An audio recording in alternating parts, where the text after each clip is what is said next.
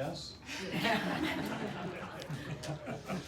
All right, we're gonna have one item today, and so let's start with item 3. Good afternoon, Mayor and Council. Bryn Stotler, Director of Community Development. This is the latest installment of our census updates for you. As you know, I've been presenting to you about once a month during this education and motivation phase for the U.S. Census. The decennial census day is actually April 1st of this year, and folks will begin receiving their invitations to respond to the census in their mailboxes in the first 2 weeks in March. We thought it would be a very nice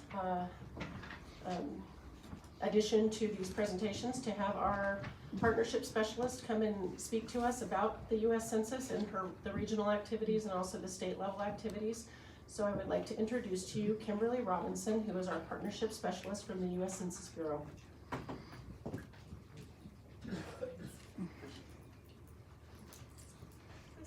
Hi, good afternoon. Thank you, Bryn. My name is Kimberly Robinson. I am the partnership specialist for the 2020 census that comes up in March. My job is to reach out to communities before the census starts on March 12, 2020, and just be a resource for education and to make sure that the City of Prescott has everything it needs to ensure a successful census. I'm based out of Flagstaff, Arizona, so ignore that city block. I'm not in Dallas. All right, so first off, does everyone remember the 2010 census? Kind of rings a bell. All right, so every 10 years, the federal government is tasked with doing a decennial census that's taking account of everyone in the United States at the time. It's in the Constitution. All your information that you put on your census form is protected under Title 13. That means that no other federal agency, no one can ask for your census information. All census employees are sworn for life to protect your information, regardless of their position. All your information is purely statistical, so that means that come December 31st, 2020, when we deliver all census information to the White House, all your information will be only in statistical format. So what's going to happen is that it's going to be presented as Yavapai County and a particular section of Yavapai County. Your information is kept in statistical form for 72 years. So guess what's going to happen in 2022? The 1950 census data is going to be released, and Ancestry.com is going to come knocking on your door. Just kidding. So, Ancestry.com, 23andMe, I'm calling it. They're going to do another push for you to come and check out the 1950 census. It's going to be available. Right now, the 1940 census data is fully available, and that's what a lot of websites are using.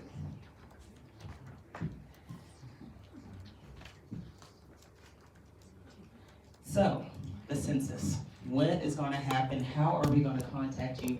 How are we going to find you, even if you don't want to be found? There are going to be 5 mailings. Basically, you can say postcard, postcard, questionnaire, postcard, postcard. That is for folks that get regular home mail delivery.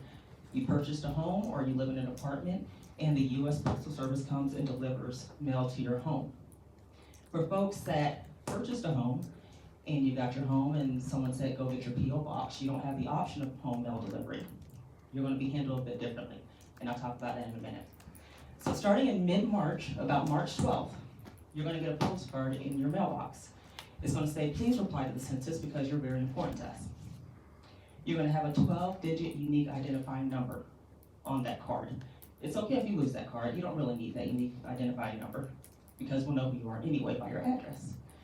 If we don't hear from you by March 20th or so, then we're going to send you another postcard, happily. All right, and what's going to happen is starting March 12th, you can start to fill out your census form online or via telephone for the first time ever. So you have between March 12th and March 20th to get your census form done. So starting about the end of March, we still haven't heard from you. We're going to give you a form. We're going to mail you a form. The census form, the written census form, comes in English and Spanish. Most of you will get an English form. All right? So if we haven't heard from you then, you're going to get 2 more postcards. What's gonna happen for folks that get regular home mail delivery? When will people start knocking on your door? May 15th. If we have not heard from you, May 15th. It won't be someone as grumpy as I am, but it'll be someone very nice. They're gonna come knocking on your door, and they're gonna ask you all the questions on the census form. If you are not home, and if they cannot reach you, we're gonna knock on your door, and we're gonna leave the form for you. Now, for folks that do not have regular home mail delivery, you're in type of enumeration area 6, TEA 6, you only have a post office box. Starting March 12th, change that, March 14th, we're gonna start knocking on your door because we know we're gonna have to reach out to you anyway. Now, starting March 12th, you can still go online and fill out your form, or you can call it in at a toll-free number. But if we haven't heard from you, we're gonna knock on your door. Any questions about this timeline? Yes, sir. On the form itself, going on the internet, is going to be a hypertext transmission protocol secure? Yes, it will be secure. Absolutely, great question. Yes, sir. And that brings up something else. When you go online, it'll be 2020census.gov. There will not be an app to download. That's one of the scams that's going around. You might see a 2020 Census app. There's no app to download. You can do it on your phone. It'll be a mobile-friendly website. But yes, it is an encrypted website. Yes, ma'am. Not that I would, but if somebody refuses, what happens? If someone refuses to fill out the census form, the Census Bureau is not a law enforcement agency. And I get that question a lot. The census is mandated by the Constitution, and it is mandated by federal law. So that means that census takers, when they knock on your door, we can't heed the no trespassing signs, get off my property, things like that, because we are working under federal law. We're going to attempt to contact you about 3 times. Worst case scenario, if after 3 times we cannot get in touch with you and you don't answer your door, we're going to reach out to your neighbors. It's something that we call, it's something like a protocol. We're going to reach out to your neighbors, and we're going to ask your neighbors, do you know who lives there? Do you know how many people live there? Just to get a sense of the numbers. Any other questions up to this point? Yes, ma'am. What about the homeless people? Do they get accounted for? Absolutely. What about people that are experiencing homelessness? We call them people that are experiencing homelessness because it's called a person-first philosophy. You're a person first. You're going through a bad time. So people experiencing homelessness, we're going to reach out to shelters, and I've already been to several shelters, and we can actually use administrative lists for people that are staying in those shelters. We will also go out personally and count people who are experiencing homelessness using information that we receive from the county and from our partners about where you might find these people. So up in Flagstaff, where I'm based out of, there are certain areas of the Coconino National Forest where I know through experience that there are groups of people living there. And what I've done is I've given that to the area census office in Flagstaff. I've given them that information, and once the enumerators, the census takers, get active with counting those people, then they'll know pretty much where to go.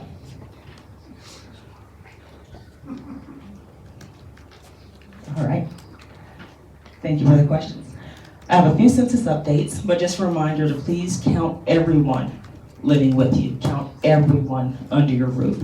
It could be that aunt that's been living in your basement for 6 months. It could be your cousin that's couch surfing, foster children, adopted children, grandchildren. Count them all, because if they're with you, they'll be counted, and that means that they're not where they normally are.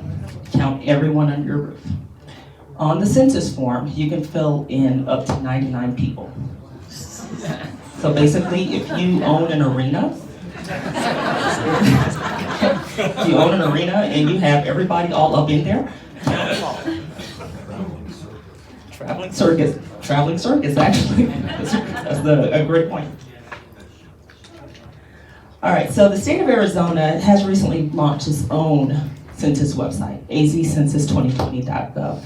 This is specific to Arizona. It has a lot of great information about what affects Arizona specifically. It was tailored out of Maricopa County, so hopefully it does address northern Arizona a lot better. Northern Arizona is unique. And one of the challenges that I have is rural areas are always undercounted. And there's a reason people move to rural areas. A lot of times they don't want to be found. I live in a very rural area in Flagstaff, and I don't think my neighbors are using the real names. So that's a challenge. So there's a reason. Now the hurdles that we face in northern Arizona are not similar to southern Arizona. So I always reach out and just please tell your friends, family, neighbors, fill out your census form. There is a program coming about called Statistics in Schools. We're reaching out to superintendents, principals, teachers, and you might see your children and grandchildren come home with census activities. This is just to educate kids, because kids, we have found, are very instrumental in getting their parents to fill out the forms, especially in ESL, English Second Language homes. Children are very effective, more effective than partnership specialists in getting their parents to fill out the forms. So you might see it in the backpacks, all crumpled up like my kids, all the way down at the bottom, some milk spill on it. But these are activities where they can go through and fill out a mock census form. They can also do coloring, and also on 2020census.gov, there are a lot of great videos tailored to children. Now, for the first time ever, like I mentioned, you'll be able to fill out your census form online and via telephone. You can go to 2020census.gov, and you can also go to census.gov and search for a 2020 census form. There is an example of the form online. You can go through all the questions and see. There's also a YouTube video on the 2020 Census YouTube channel. You can go through all the questions. Every question on the census form has a procedural or legislative reason. That's why it's on the form. If you ever want to see a census question on the form, ask your congressman. And I'm not being just a smart A about that.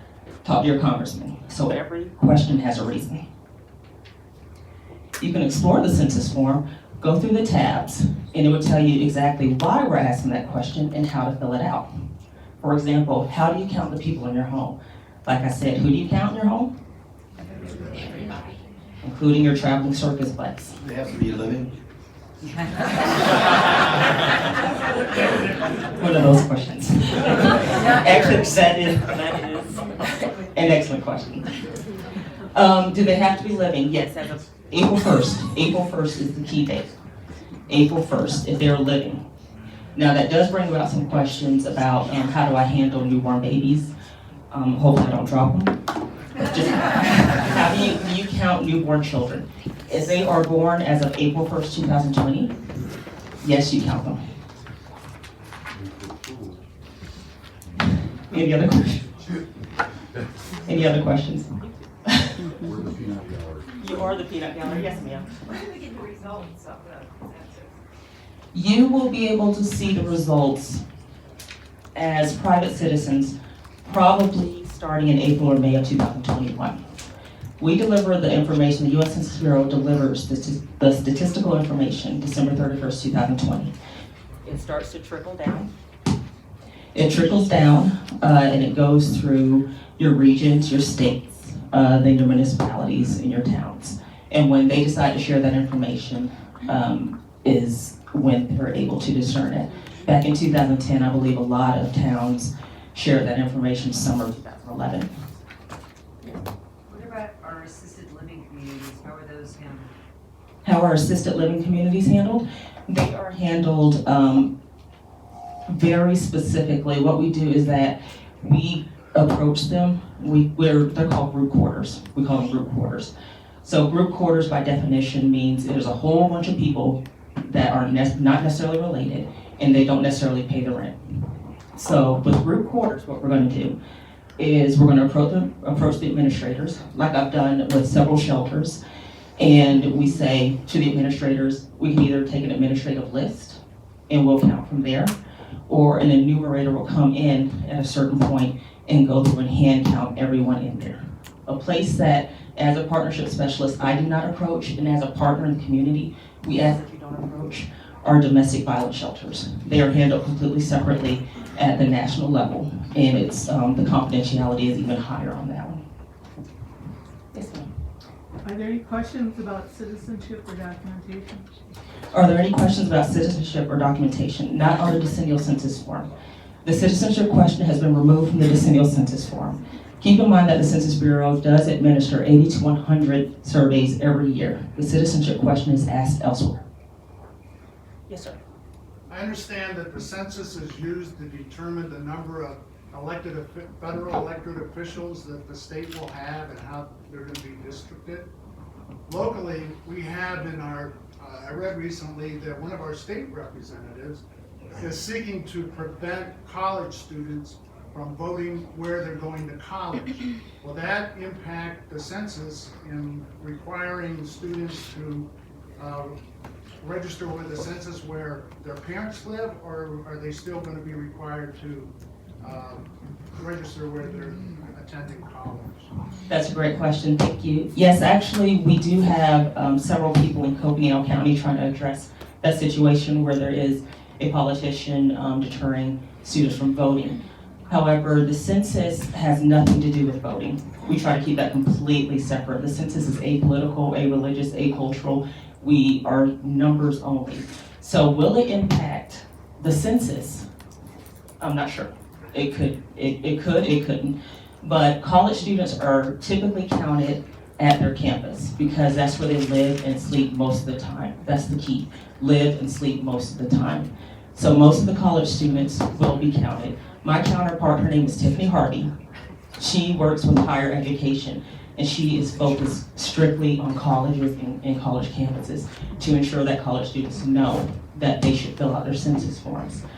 And if you have a college student that happens to come home for spring break and you have your census form, remember that your college student should count him or herself where she lives and sleeps most of the time. So that will likely be if they go to NAU and Flagstaff, if they have an apartment and they're going to YCC, Yavapai Community College, they should count themselves where they live and sleep most of the time. Yes, sir. I probably beta tested the website, but in the event that it does crash, do you have a backup plan?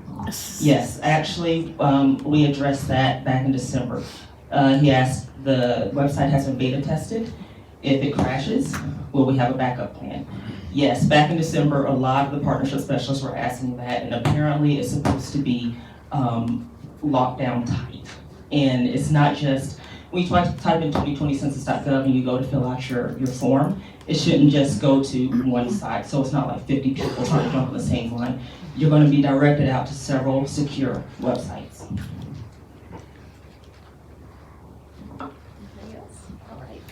I have a question. Yes, sir. What are the financial benefits for an accurate census count in this area? What are the financial benefits of an accurate census count? Wow, it's plentiful.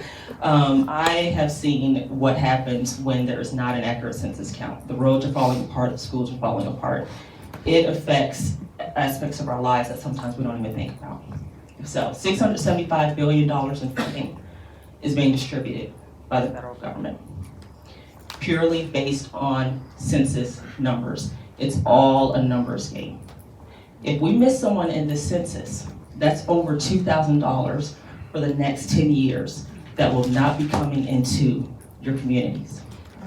That's $20,000 per person, whoever does not answer the census form. The census funds roads, it funds schools, Title I programs. It helps a lot of companies decide if they want to build in Prescott. The census also helps fund assistance programs such as WIC and SNAP. It does determine congressional seating. It determines if you're going to get that new recreation center. It's going to determine if you get that new playground. It's going to determine if you get that school expansion that you're looking for. And it also determines block funding. So there's a whole list of things. But everyone that I speak to tends to have a personal connection to the census. It's like, why does the census matter to you? For me, my two passions are Title I funding for schools and small businesses. If my kids go to a Title I school, I'm a small business owner. I see what happens with those census numbers. Can I answer your question, sir? Thank you. No problem. Any other questions? We are hiring. In Prescott, jobs, we need you. 2020census.gov/jobs. You determine your schedule. The pay, $16.50 an hour, plus 0.579 cents per mile reimbursement. You work from your zip code plus 40 miles. We may also beg you to go work somewhere else because we really need you. We prefer to have people that work that are of the community, as opposed to someone like me. I can come in your community, and you've seen me one time, and you're like, oh, it's Kim with the bright yellow shirt. But y'all are of the community. So when you go knocking on doors, when it's time to do that, they won't answer the door for me. They'll answer the door for you, though. 2020census.gov/jobs. You will be a history maker. Your census form is your legacy. The census ends July 31st, 2020. That's the last time you'll be able to fill out your form. This will be your legacy for the next 10 years. Now, unless your wonderful elected representatives want to pay the census to come back and do a recount, come July 31st, 2020, those are going to be your numbers through 2030. Now, for working for the census, the state of Arizona has implemented a waiver. That means that you can work for the census, it will not affect your assistance. So if you're on WIC or SNAP or some other public assistance, your census income is not counted towards that. So we don't want you to lose your benefits simply because you decided to work for 3 months. So you're gonna have your census income, it's not even gonna be looked at for your benefits. Census, ignore that 62, it's now less now. Census Day is April 1st. That's the big kickoff. April Fools. Census Day. Yes, sir, from the peanut gallery. Sure. What about SSI? What about SSI? No, sir. It's not gonna, they're not gonna do the dollar for dollar deduction on it? Let me double check on that for you when you're talking about the deductions. Because you're going to be taking taxes out of it, right? Yes, taxes, absolutely, but I will double check for that and I'll get in touch with, I'll pick on Brent and I'll make sure I get your information, yes, sir. But SSI, yes, it will be taking taxes out, yes. Okay. Okay, so Census Day is April 1st. I apologize for the slide. March 12th through July 31st. March 12th is the first day you can go online or call in and fill out your census form, regardless of what area. Home delivery or TEA 6, which is purely post office delivery. July 31st is the drop date. That's gonna be your legacy. This is how Prescott's gonna be remembered. Are you growing or are you staying the same? I'm always looking for partners. School principals, superintendents, small business owners, influencers on social media. You can have 100 followers. I'll consider you an influencer. That's more followers than I have. Known faces and trusted places. I'll be around. You can talk to me. If all else fails again, Bryn knows where to find me. I will gladly do a Trader Joe's run to come down here to speak to you. Absolutely. Yeah, it's gonna be on the last slide too. I'm gonna go ahead and go to that too. Yavapai County, y'all have a very active census team. These are folks that have come together since last year, early last year, I've been working with them to ensure a complete count. They've been sending out information coming up with the game plan. Your representatives are Andrew Shelton and Tony Kitchell of the county. These ladies are on top of it. Like I was telling Brand, Yavapai County, y'all have been, knowing or not, y'all have been very active getting your census work done for over a year. I'm very proud of this county. I don't think y'all have much to worry about, but it all comes down to you getting your friends and your neighbors to fill out that census form. And this is my information. The email to text, quick explanation, that means that you can email my phone number. It will come across on my phone as a text, and I can reply to you as a text. Since I'm driving most of the time, that's usually the fastest way to get me. Any questions? Or did I do that good of a job? It's just like, y'all got it down.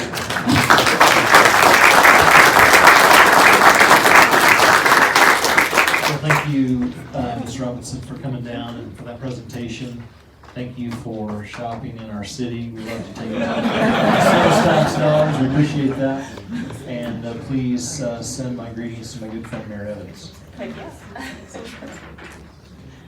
Mayor, if I might, I just wanted to also acknowledge that Mayor Pro Tem Billy Orr is on the governor's statewide committee, and I wanted to offer her the opportunity to provide us an update at the state level.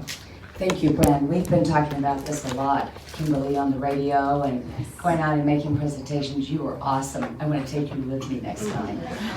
One of the things I'd like to reiterate is that about $3,000 per person is what we stand to lose if we are undercounted. So it's really important that everybody gets counted. The other is representation. There are 435 representatives in the House of Representatives, and we stand the chance of getting another good congressional district. Right now we have 9 based on our population. We're sure to get 10 and hopefully maybe even 11. We want to be represented in DC to the fullest. So thank you very much for coming. Thank you.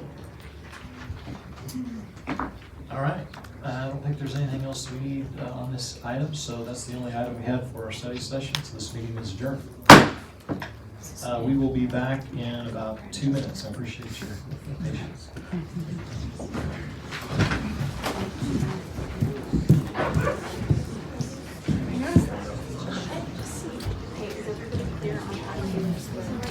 Yeah, this is neutral. Yep, so if you're in the middle, it's on the Awesome. Yep. I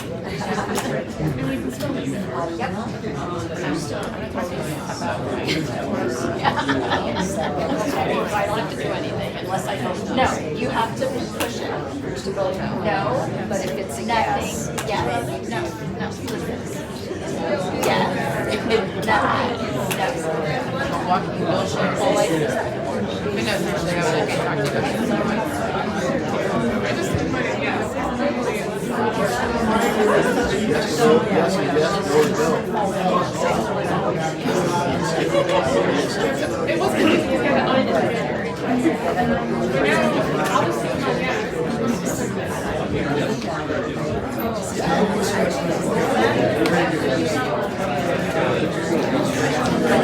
I guess, yeah, the front row.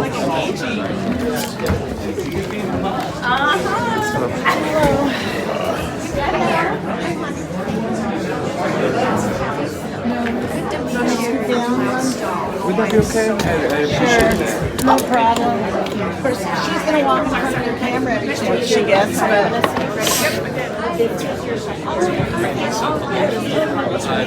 Oh, okay. Oh, thank you so much. You're welcome. Hey, Sarah. Yes. Invitation? Perfect, thank you. Thanks for coming. You can have a seat right here. Oh, are there 2 of you? Yeah, but just for a second. We're gonna all both right. head out after. All right, just, I have to move down for You're Fox okay. News, so. Thank you. You're okay. I'm Linda Master. Hi, Linda, Andrew, and Devin. I'm Devin. Hi. Nice to meet you. And what church are you guys from? Canyon Bible, Prescott. Yeah. Well, Is that the one that Andrew goes to? His last name. We're doing it. Guy in the wheelchair. Do you know him? No, there's a canyon in Prescott Valley. Maybe that's it. Yeah. He's a very inspiring person. Okay. I think that might be Prescott Valley. Hey, how's it going? Good. I didn't know these guys were coming. Hey, Len. Hey. How are you?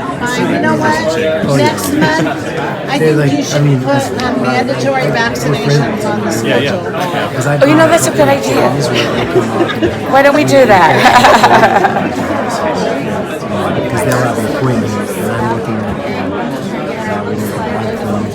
You know what exactly you guys are going to pray, but pray hard. This is going to be a rowdy meeting. Is this going to be rowdy about this stuff? Yes. Does it seem like the council wants to do this amendment association? Okay, thank you. Yeah. It's a trap. Thanks for paying for you. Oh. As a no vote. I'll be right there. This is good. I don't know the politics of town, so. Now I know. Did you move here recently? Yeah, I moved here 2 years ago. Oh, I love it, so I'm gonna stay. all right, sounds good. So,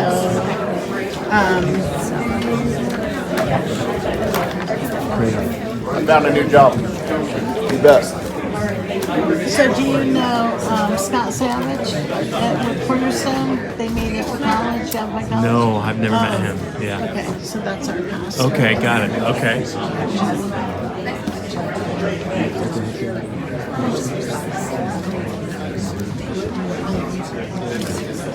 I've never met him.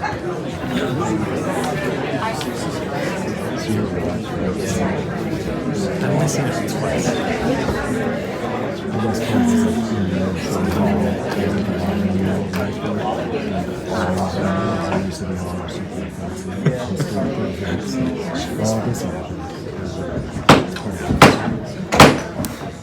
I'd like to call this meeting to order. Today is Tuesday, February 11th, 2020. This is a Prescott City Council voting session.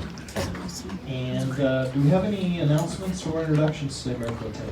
I would like to welcome Jeff Tim here. He represents Congressman Gosar. Where are you, Jeff? There you are. Welcome. Glad to have you here. I'd also like to say happy birthday to Arizona because on Friday we are celebrating our 108th birthday in the state of Arizona. So it's a big deal. Very good. Thank you for that, Mayor Pro Tem. Thanks, everyone, for being here today. Thanks for your patience. And we'll move on with an invocation by Pastor Andrew Gutierrez with Canyon Bible Church and the Pledge of Allegiance led by Councilmember Russo.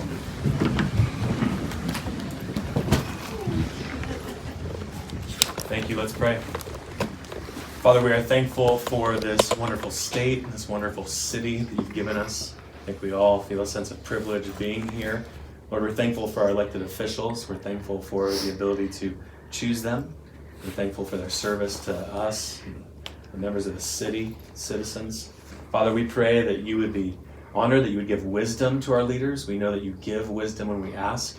So I pray that you would give them that today, give them hearts of service and love for the city and love for the people.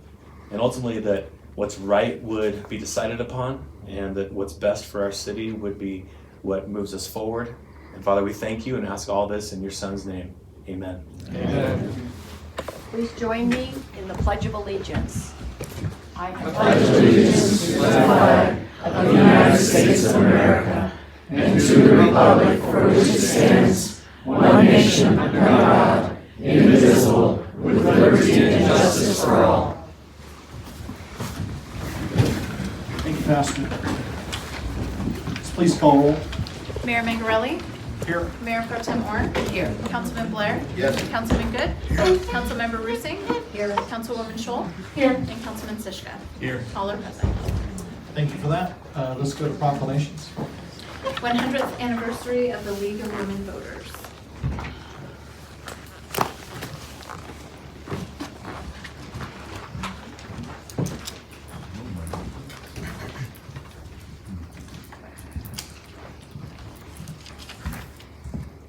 Could I have the representatives from the league please join me? So we are celebrating birthdays this week and this year. So I was just recently at the Western Heritage Center and we have a wonderful display about the suffrage. And it was an amazing task that they had. But 100 years ago, the 19th Amendment was passed. In August 1920. Congratulations. And what that did for our country was amazing because of all that we as women in this audience, women across our nation have contributed to our country. So God bless everyone that we all have the right to vote. So I would like to read the proclamation for the League of Women and because it is their 100th anniversary. 100th anniversary of the League of Women Voters of the United States of America. Whereas the League of Women Voters was founded in 1920 as a mighty political experiment by the foremothers of the suffragist movement at the National American Women's Suffrage Association, and whereas their goal was to have 20 million women who were granted the right to vote by the 19th Amendment understand and carry out their responsibility as voters. Whereas with the success of this effort and the tireless efforts over the last 100 years to strengthen and to uphold its mission to empower voters, and define democracy, the League has become a trusted, nonpartisan grassroots organization. Whereas the League has sponsored legislation and fought in the courts to protect and strengthen voting rights and access for free and fair elections, civil rights, children, community health, and education. Whereas the League has consistently been noted for its nonpartisan election information, including sponsorship of candidate forums, information on state and local ballot issues, as well as its commitment to register, educate, and mobilize voters. Whereas the League champions government systems that are open, transparent, inclusive, and equitable. Whereas the League believes that active engagement in active and engaged citizens, irrespective of gender, ethnicity, or political affiliation, are the hallmark of democracy. Now, therefore, Greg Mangarelli, the mayor of the City of Prescott, does hereby honor and congratulate the League of Women Voters on its 100th anniversary and commend the League for its significant contributions to empowering voters and making democracy. He there proclaims today, February the 14th, as League of Women's Voters Day. Thank you.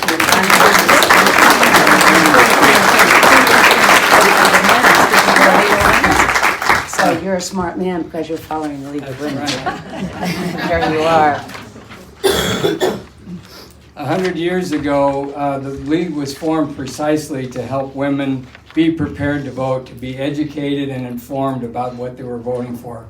We can still use a lot more of that. But at any rate, men were added to the League of Women Voters over 45 years ago. So you're all welcome. We're not discriminating anymore. Really, our whole purpose is to help voters become more educated, more involved, understand what the issues are, and there's a lot of work that goes into our mission, and we appreciate it when people come to our forums, when people come to our programs and learn about the issues that are important to all of us as a community. So with that, I thank all of you, and I'll give you our motto now is empowering voters, defending democracy, and that's what we're all about. Thank you. Awesome.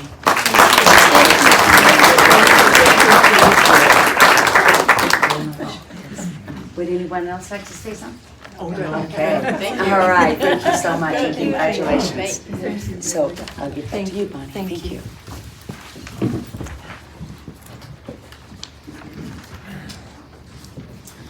All right, thank you for that. We'll move on to the consent agenda. Would any member like to pull anything from the consent agenda? Yes, I would. I'd like to pull item D, discussion. Item D, okay. Anyone else? Not, we'll entertain a motion. Mayor, I move to approve consent agenda items 7A through 7C. Second. We have a motion and second. Please vote. Wait, mine's. Somebody did that. Pass 7-0. All right, let's go ahead and look at item 7D. Councilmember Rusin. Yes, I'm just concerned about the awarding of the city contract to James Holt LLC. There's no doubt in my mind that Mr. Holt is a very capable person for this contract, but I'm concerned about a non-competition clause and a public bidding process because I understand he is also employed with Matrix Engineering, and I would just like to maybe have our legal counsel clear that up for me. Thank you. Thank you. I'm going to defer to Ms. Grazer, who I know has done considerable background research on this. But as a general proposition, professional services, of course, in the City of Prescott are exempt from competitive bidding.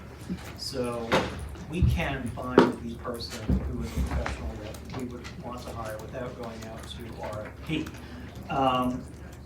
As you know, we have boilerplate contracts at the City of Prescott. One is for professional services agreement to provide protections to the city in the form of indemnification and requiring a certain amount of insurance to protect the city's interests.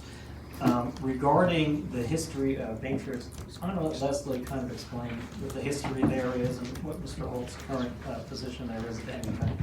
and she'll give us some background information. Good afternoon, Mayor and Council. Leslie Grazer, Water Resource Admin. If he hasn't already answered your questions, I've got just a quick little summary of what's happening on this contract. So we're looking at the two arrows that are green. We do have multiple contracts, and I think that's why it gets a little confusing. We have a heavy scientific contract with Matrix, and then we followed up with a consultant stance to help us with getting through jobs that we weren't fully staffed to handle in the time frame that we needed to handle them. So we had an on-call contract with them through Matrix, and at that time, Mr. Holt was employed with them. He was their Northern Arizona marketing person. But if you know Jim Holt, he has quite a resume, and so he's been the AMA director. He's worked at the city on the Big Chino Water Ranch. So that contract wrapped up in September of 2019. We pursued a follow-up contract that was approved by council, but the contract wasn't executed in its entirety. Neither party signed because we knew that there was some reorganization that was going to happen within Matrix. So that's why we followed up today with this contract, because we are seeking his specialized knowledge to help us manage the different aspects that we need to manage beyond the scientific with the list is here. Comprehensive agreement number 1, our assured water supply, Chino Valley Irrigation District IGA, that one has a lot of moving parts. And then we added on, and that's why it's in green, the Big Chino Ranch land management. The city invested in a management plan in 2012, and there's some items on that we'd like to execute. Thank you very much. I appreciate it very much. Entertain a motion on that? Mayor, I move to approve consent agenda item D. Second. We have a motion and second, please vote. Passes 7-0. All right, let's move on to consent ordinance.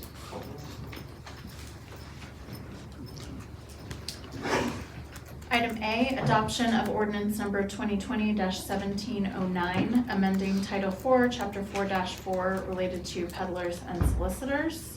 An ordinance of the Mayor and Council of the City of Prescott, amending Title 4, Chapter 4, peddlers and solicitors, Section 4-4-4, 4-4-6, 4-4-7, 4-4-11, and 4-4-13, and adding severance and penalty provisions. Item B, adoption of ordinance number 2020-1707, authorizing the sale of city real property and granting a temporary construction easement to the state of Arizona, and authorizing the mayor and staff to execute any and all documents to effectuate said sale and granting of easement. And item C, adoption of ordinance number 2020-1708, authorizing the abandonment of the easement recorded in Book 503, pages 274 through 276 in the office of the Yavapai County Recorder, and authorizing the mayor and staff to execute any and all documents to effectuate said abandonment of said easement. All right, thank you for that. We'll entertain a motion. Mayor, I move to adopt consent ordinance items 8A through 8C. Second. We have a motion and second. Is there any discussion? Not, please vote. Passes 7-0. All right, thank you for that. Let's move on to liquor license agenda 9A1. Public hearing and consideration for a new Series 14 club liquor license application from Edward Lee Kellerman, applicant for the Pippin Museum, location 4701 Highway 89 North. The application fee has been paid. The sign has been posted for the required 20 days. Staff has reviewed the application and determined that it is in compliance, and no public comments have been received, and the applicant is present. All right, Ed, thanks for being here. You're welcome. Thank you for having me. Yeah, tell us a little bit about what you're doing. Basically, the FIPA Museum is growing. If you haven't seen what's going on out at the museum, I suggest you do come out and visit us. I have been at the FIPA Museum for almost 12 years now, but the last year as executive director. So there's a lot on our plate every year, but we're always planning new things. And so with the current situation we have now is we apply for individual liquor licenses.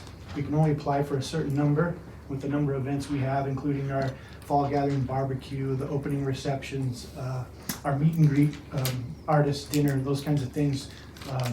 We have more events than can be suited with the licenses we can get. So we looked at the requirements for a club liquor license and met those, and so here we are. Well, thanks for that, Ed, and appreciate what you're doing out at FIPIN, and congratulations on being the director there. Thank you very much. It's gone fast, already a year. But It is a whirlwind, a definite whirlwind. you do some great events out there, so we appreciate what you're doing, and I hope this helps you out. Absolutely, thank you so much. We'll entertain a motion. Mayor, I'd like to make a motion. Proud to do this, Ed. I'm so proud of what's going on up at the Flippin. It's absolutely amazing. Thank you very much. So I recommend move to close the public hearing. Second. I have a motion and a second, please vote. Passes 7-0. Mayor, I move to approve recommendation for a liquor's license application number 90431 for a new Series 14 club liquor license for the Fifth Museum located 4701 Highway 89 North. Second. Motion and a second, please vote. Passes 7-0. All right, thank you. Excellent. Thank you so much to the City of Prescott for all your support. Thank you so much. All right, thank you. All right, let's move on to item 10A, please. Adoption of resolution number 2020-1734, supporting the Second Amendment of the Constitution of the United States and declaring the City of Prescott a Second Amendment sanctuary city. Okay, very good. Before we jump into this, I want to remind everyone that we value civility and decorum and respecting one another, and I thank you in advance for adhering to that. We appreciate you being here and supporting your view on this item or any items in the city. We have several comment cards. We're going to try to get through all of those today. If you want to comment, you need to fill out a card and get it up to the clerk. I think we have well over 30.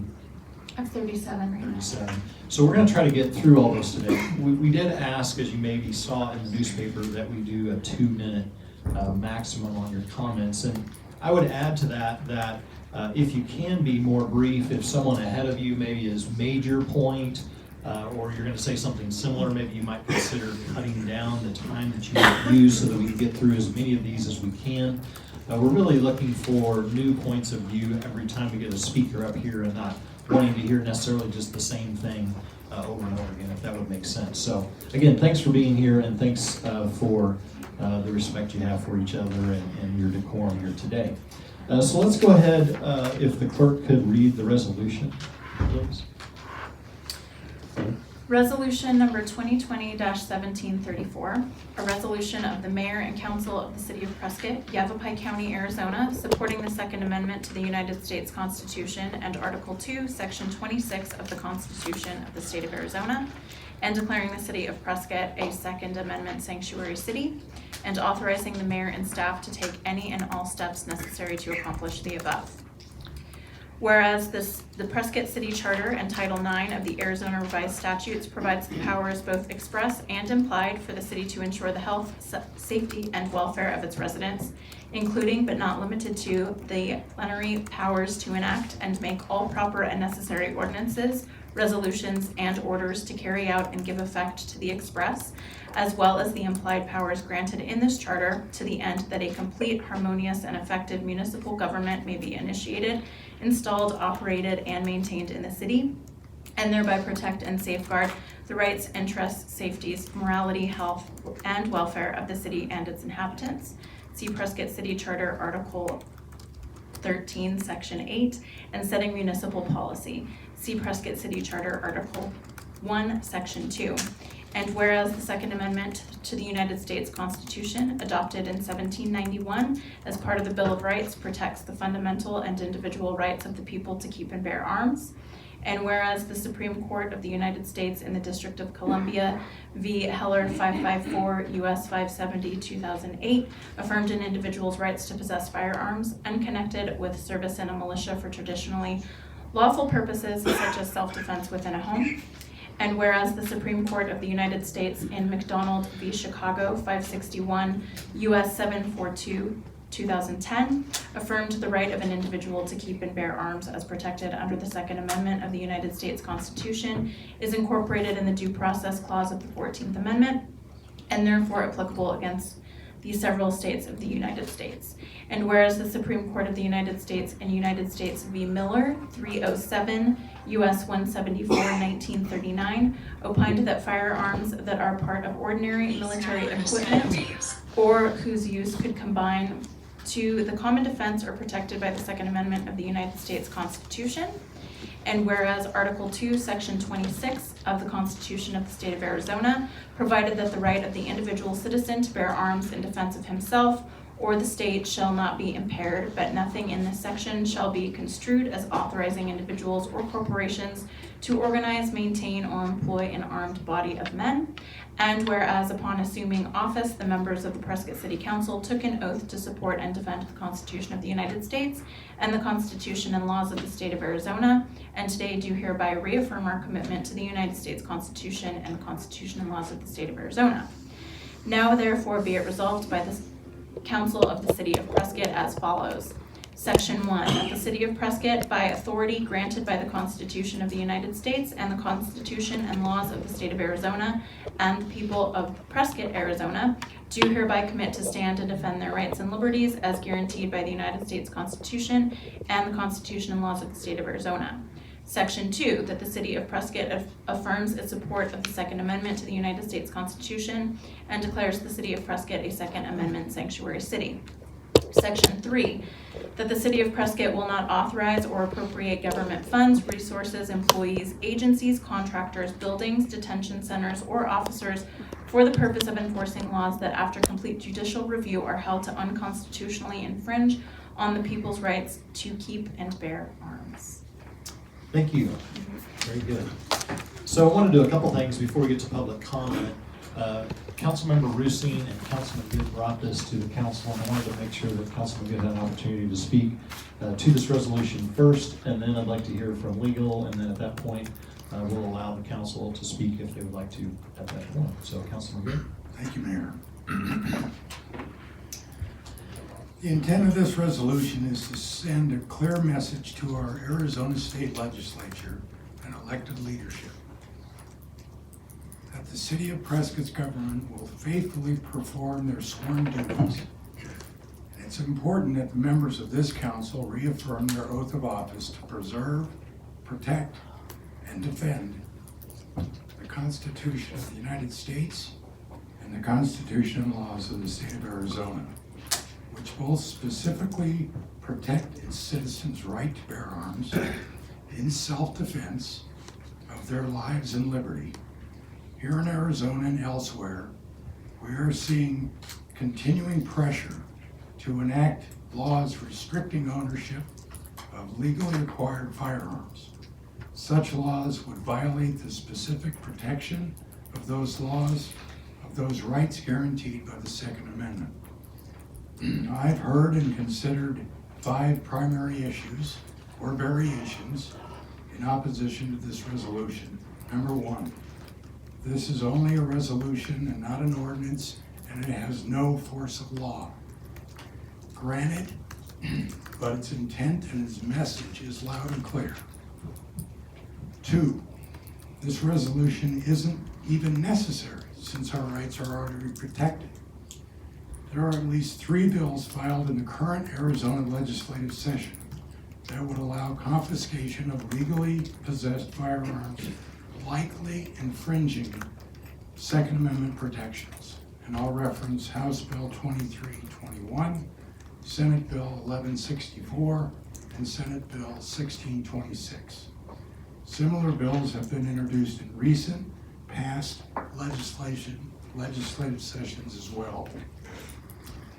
3, since Yavapai County already approved a very similar resolution last week, approving this resolution in Prescott is redundant.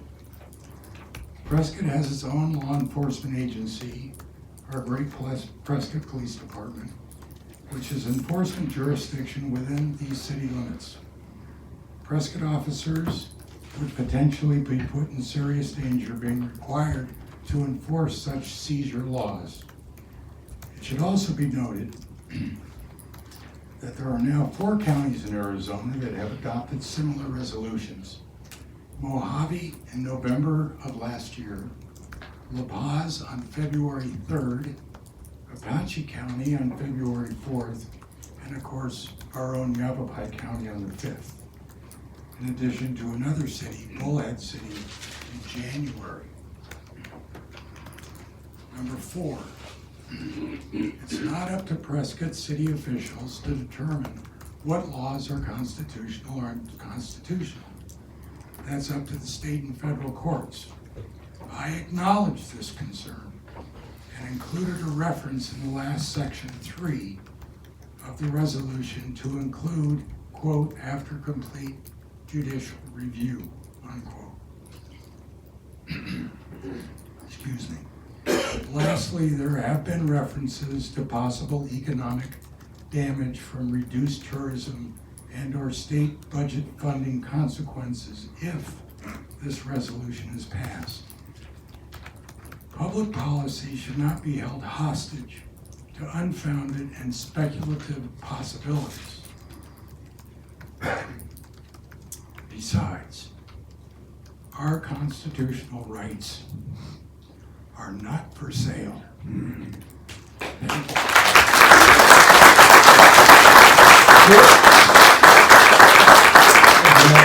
Councilman Good, legal comments in regard to this resolution? Thanks, Mayor, Council, members of the public. I have a strange feeling that we have a full house because of this particular item. When a city attorney's office takes a look at proposed resolutions, it's looking for various things. One of them is, what is the practical real-world effect on the local law enforcement? One of the current concerns that always gets raised is, can this potentially have a chilling effect on local law enforcement? Stated another way, will a resolution from this body somehow send out a message to our police officers that they may want to take a step back on laws that are already on the books? A second thing we like to look to is there a potential possibility of a loss of federal and or state funding in a resolution? And while there's an argument to be made that a resolution is nothing more than a statement of support, I do have a concern about a Senate bill that was passed a few years ago, commonly called Senate Bill 1487, which was codified in Title 41 of the Arizona Revised Statutes. And that says, at the request of one or more members of the legislature, be any member of the legislature, the Attorney General shall investigate any ordinance, regulation, order, and here's some key language, or other official action adopted or taken by the governing body of a county, city, or town that the member alleges violates state law or the Constitution of Arizona. Interestingly, as you've all been made aware, there is some potential state legislation being introduced by a representative in Lake Havasu City. It's House Bill 2093. That says, it's fairly short, so I'll just read it. Pursuant to the sovereign authority of this state in Article 2, Section 3, Constitution of Arizona, 1, an act, law, treaty, order, rule, or other regulation of the United States government that violates Amendment 2 of the Constitution of the United States is null, void, and unenforceable in this state. Number 2, this state and all political subdivisions of this state are prohibited from using any personnel or financial resources to enforce, administer, or cooperate with any act, law, treaty, order, rule, or regulation of the United States government that violates Amendment 2 to the Constitution. So looking at that, I suddenly have a strange feeling in my stomach, because when Councilman Good presented the resolution with the judicial review section, it kind of made me happy. That is intuitively the way the world works in the United States. We have a legislature that creates laws, we have an executive branch that executes laws, and when there's a conflict as to whether or not the law or statute is constitutional, the courts get involved. One of the issues with the state proposed legislation that's pending is that it really doesn't have that judicial review policy. It really looks to the legislature to make a determination as to what may or may not be constitutional or unconstitutional, which kind of gets us to my fear of this Title 41 violation, that any legislator in the state of Arizona, conservative, moderate, liberal, can go to the Attorney General and say, I want you to investigate Prescott's other official action. That is that resolution that we are putting together that talks about the city not taking any action until complete judicial review has been accomplished. The concern there is the argument will be made, I'm afraid, that a legislature will say, and this is presuming that this law passes, a legislator will say that we have a law in the books, Prescott is going to now require judicial review, which is not something that is in the law. Attorney General investigate. What happens with an investigation, whether that's a valid argument or not, is our state shared revenue gets frozen immediately. And that's a major contributing factor to our budget. And it goes through an entire investigation. So that's kind of one of the things we identified in the city attorney's office that you at least have to be cognizant of as maybe a real world effect on doing the resolution. Other things we look at,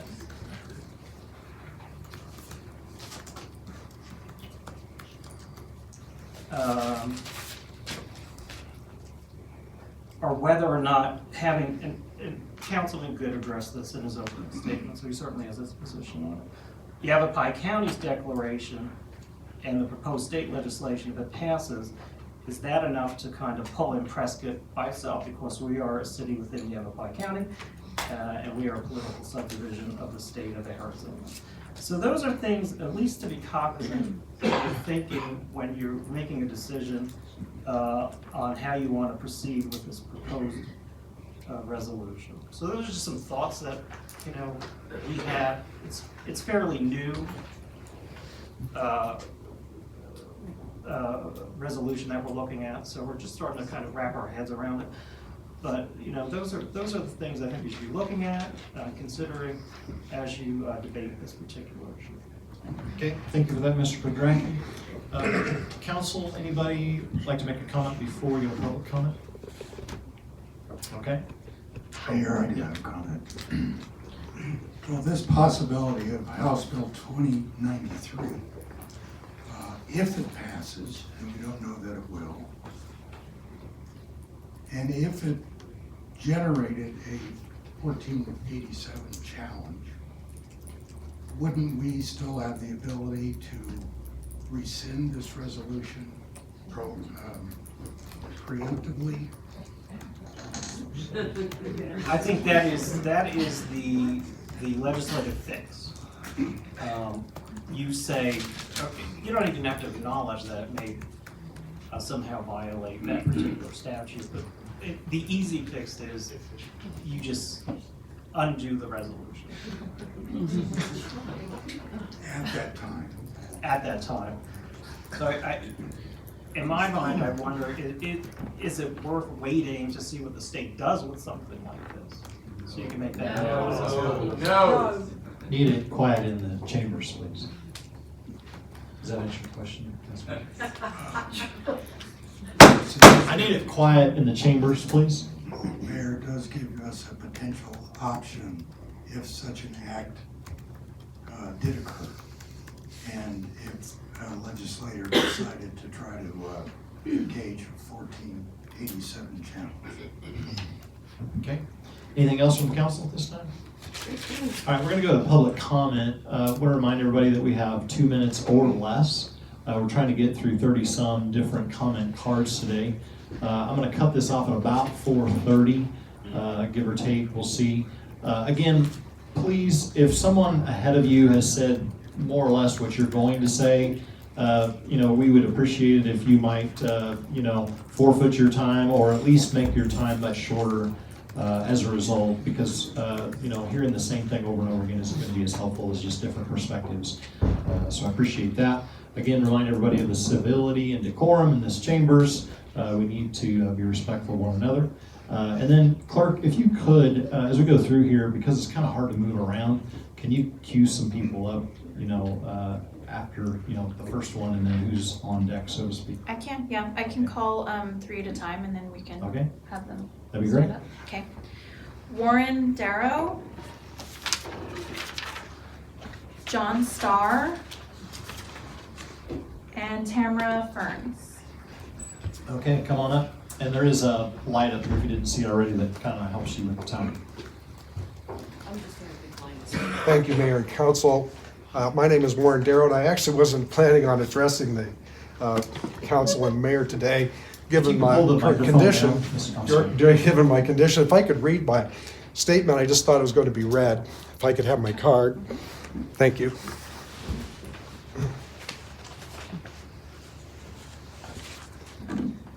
I ask that the City Council refrain from adopting this resolution as it involves a heated, divisive political issue.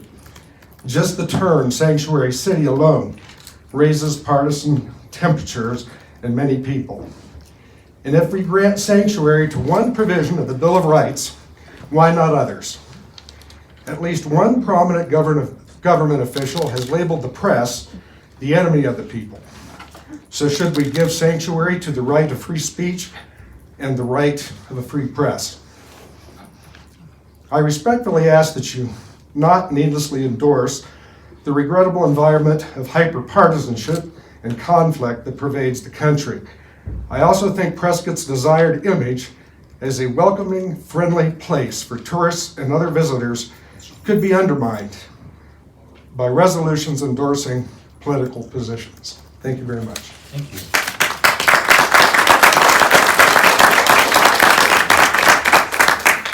John Starr. That's me. I want to applaud all of you for your public service, and I appreciate it. I moved to Prescott because it was safe. And I read the definition, at least the one that I found, of a Second Amendment sanctuary. And that includes excusing people from background checks. I own a firearm.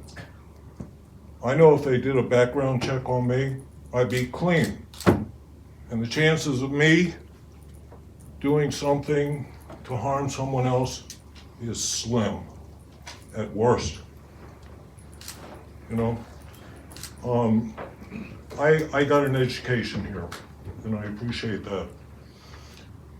And I wonder about the ludicrousy of passing a redundant, whatever we call it, at the chance of having it needed to be rescinded. I don't want to see another Sandy Hook. Another one of my rights in the Bill of Rights is a right to life. And I don't want to be threatened by people coming. I don't want this area, I love this area. I don't want it to become a magnet for those who should not have firearms. People with records, outstanding records, people who have issues up here that shouldn't be having firearms. And I know a lot of people like that in this community because I'm in the recovery community. And there are a lot of people with trauma, and they're dangerous. I know them personally. Thank you. Thank you.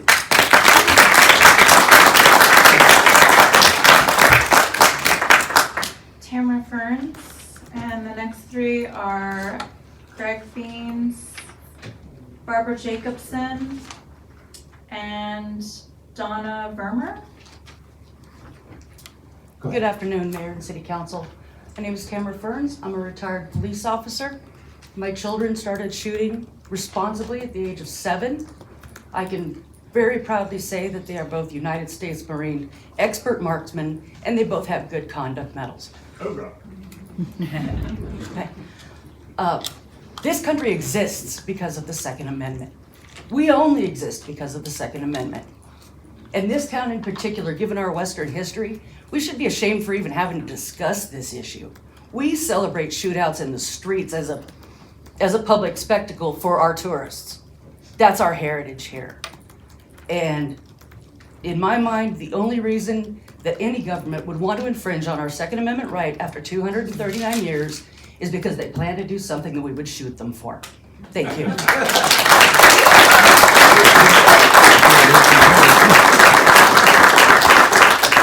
Greg Keens?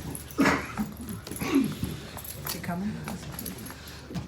Okay, I'll go. Barbara Jacobson.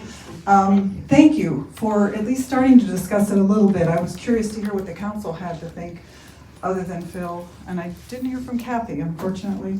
And I do appreciate hearing from the city attorney. I think those are important things to consider. I agree with a number of the speakers. This is not necessary.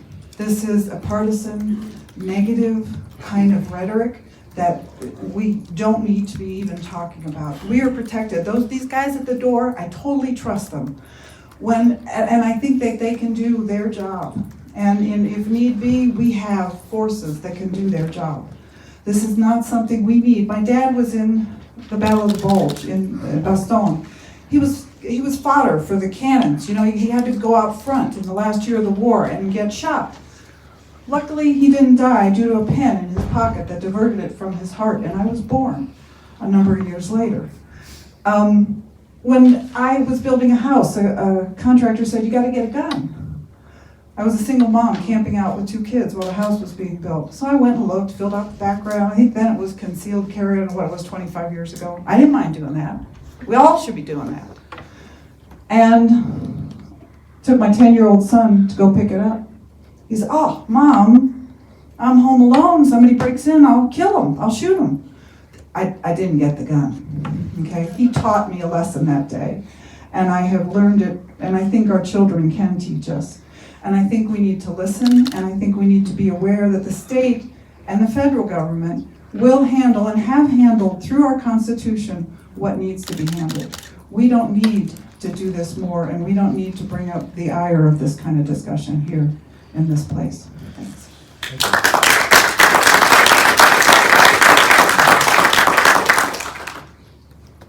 Donna Vermer.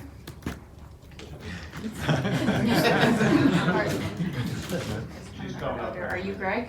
Yes, ma'am. Okay. Go ahead. Go ahead. Good morning, Mr. Mayor and members of the council. I'm 64 years old. I am a decorated combat veteran in the United States Navy, and I am a gun owner. I'm a proud gun owner. My father served 28 years in the United States Marine Corps, served at the Chosin Reservoir in North Korea. Part of the history of our country is fighting for the rights that he went and fought for, that my sons, my wife, who I don't know where she went for, retired sergeant, Tammy Kemmery. I married my sergeant, by the way. It was a career move. I truly believe in the Constitution of this country. I have PTSD from my years in the United States Navy, and I've been married 3 times, and never once have I ever thought of hurting anybody. That was never an issue. If you look at the amount of people, the mass shootings in this country, if you add up the amount of mass shootings and the people that were killed or injured, put together the number of people that have been killed from cell phones, 1,640 something in 2016 were killed from cell phones. I think the number that was killed in Sandy Hook, Columbine, Virginia Tech, all of them put together, it doesn't even come close to that number. So it seems like you're taking a number and not putting what's truly important here in this country. I believe in the Second Amendment, and all of you are voted into this position in the City Council, and following the Constitution of the United States, you can be voted out as well. So please follow the Constitution. Thank you.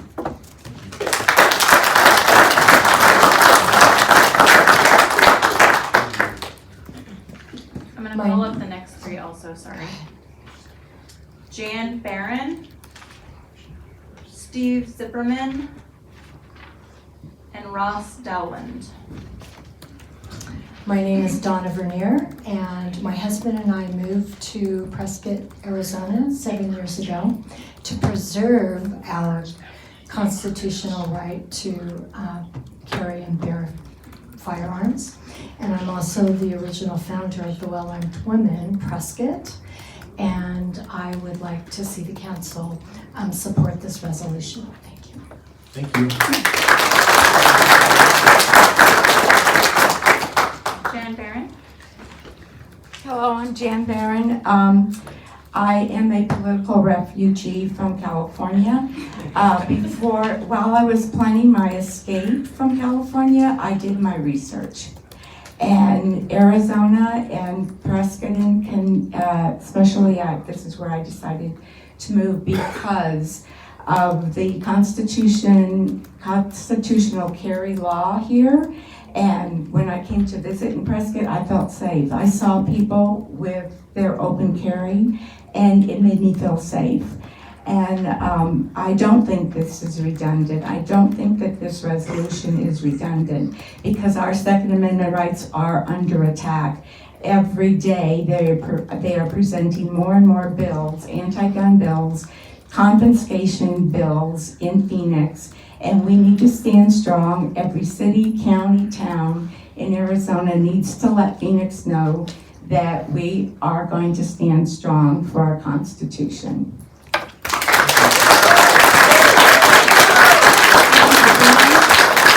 Mayor Mangarelli and members of the council, my name is Steve Zipperman. I came with my wife to Prescott because we love it here. We love what this city represents. We also teach a Constitution course, and the Founding Fathers knew very well what they were doing when they put the Second Amendment into our Constitution. This is a very important issue, and the people that are running the legislature and the governor have been talking about imposing red flag laws here. Those red flag laws, many times, we don't know what form they'll be in when they finally get passed, but what they do is they have the right to come and take arms away from people without due process. It's very important that this council take its responsibility to represent its citizens effectively. I'm a lawyer in California, just retired. I've studied the Constitution. I understand the way that it works. I've studied what the founders had in mind when they put that into the Constitution, the Second Amendment. And it's extremely important that you consider why all these people are here today. I don't think it's redundant. I think it's important that the city make a statement. The statement is very important to the people in other governments around. Look at what's happening in Virginia right now. The people in Virginia are basically having their rights taken away by a minority that are in charge in a very highly populated area, similar to Maricopa County here. And it's just very important that you stand up and be counted. We're counting on you. Thank you very much for your time.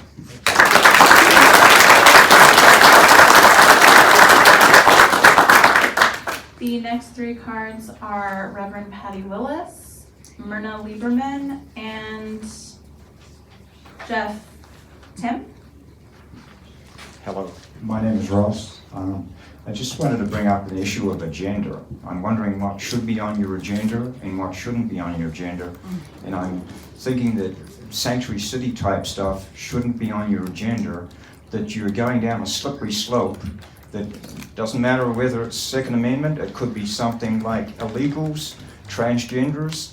People come here and say, hey, I want you to put this issue on the agenda. And if you are allowing what we're having right now, a Second Amendment discussion, then you're sort of opening up a slippery slope here. And I wasn't happy about the David Stringer censure that you had last year or the year before, because I didn't feel like it was really should be a council business. And I really don't think that this is really council business. Streets, snow clearing, sewer, that kind of thing, the council business financials, clogging up the the city attorney's office, Michael Lamar's time. There are other areas, other peoples that are handling this issue, and I don't think it's Prescott City Council. Anyway, that's it. Sir, I'm sorry, I didn't get your name. Huh? Your Ross. name? Ross. Thank you, Ross.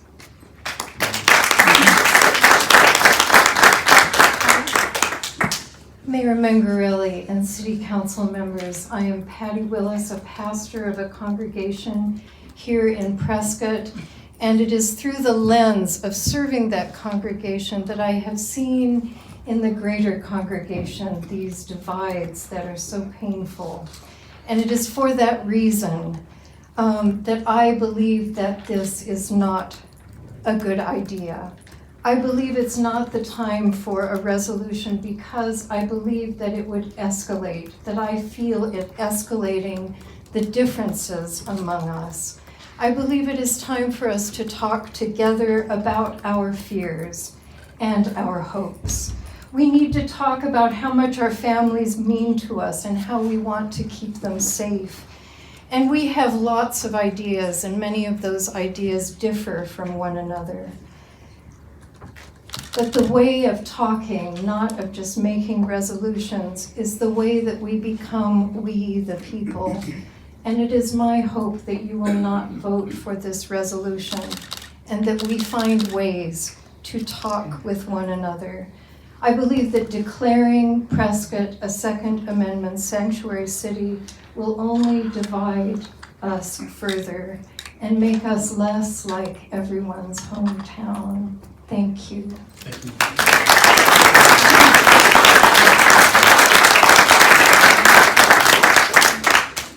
My name is Myrna Lieberman. On February 5th, the Yavapai County Board of Supervisors declared our county to be a Second Amendment sanctuary county, and I'm asking the Prescott City Council to show their support of the Board of Supervisors by supporting this resolution to make Prescott a Second Amendment sanctuary city. These resolutions are preemptive strikes against the advance of any red flag law. I need not tell you what's going on in Virginia. Right here in Arizona, February 10th, Senate Bill 1625, introduced by Senator Rebecca Rios and 11 other Democrat senators, are recommending a total gun confiscation bill in the Arizona State Senate. This bill would ban the possession, transfer, manufacture of assault weapons. Everything from an AR-15 to a Ruger would be included. For those who say we already have a Second Amendment and the federal government's going to protect us, I say the reason for the American Revolution was a fight against a tyrannical government. The Second Amendment was written to protect us from tyrannical governments. As a woman, the gun is the great equalizer. The adage, God made man, God made woman, but Sam Colt made them equal, gives me a chance. Thanks to our Second Amendment freedoms, there are women in Arizona and all over this great nation who are arming themselves for self-defense rather than risk being victims of crime. This is the height of feminism. We women choose how we will protect ourselves and our family. I can't put my trust in the government to protect me. The left's version of feminism is to offer only fear to women and children, not self-defense, nor self-determination. They don't offer any type of protection. All they do is offer call 911 and red flag. Why would women choose waiting for a response from 911 or having a good guy with the gun, which is what happened in Texas? If you have any doubt, ask Rose Sperry, whose daughter was killed at the McDonald's San Ysidro, California massacre in 1984. It took the police 70 minutes to get there because they were stuck in traffic. She will always wonder till this day, if there was a good guy with a gun, would her daughter be alive today? As elected officials, I ask you to vote yes. The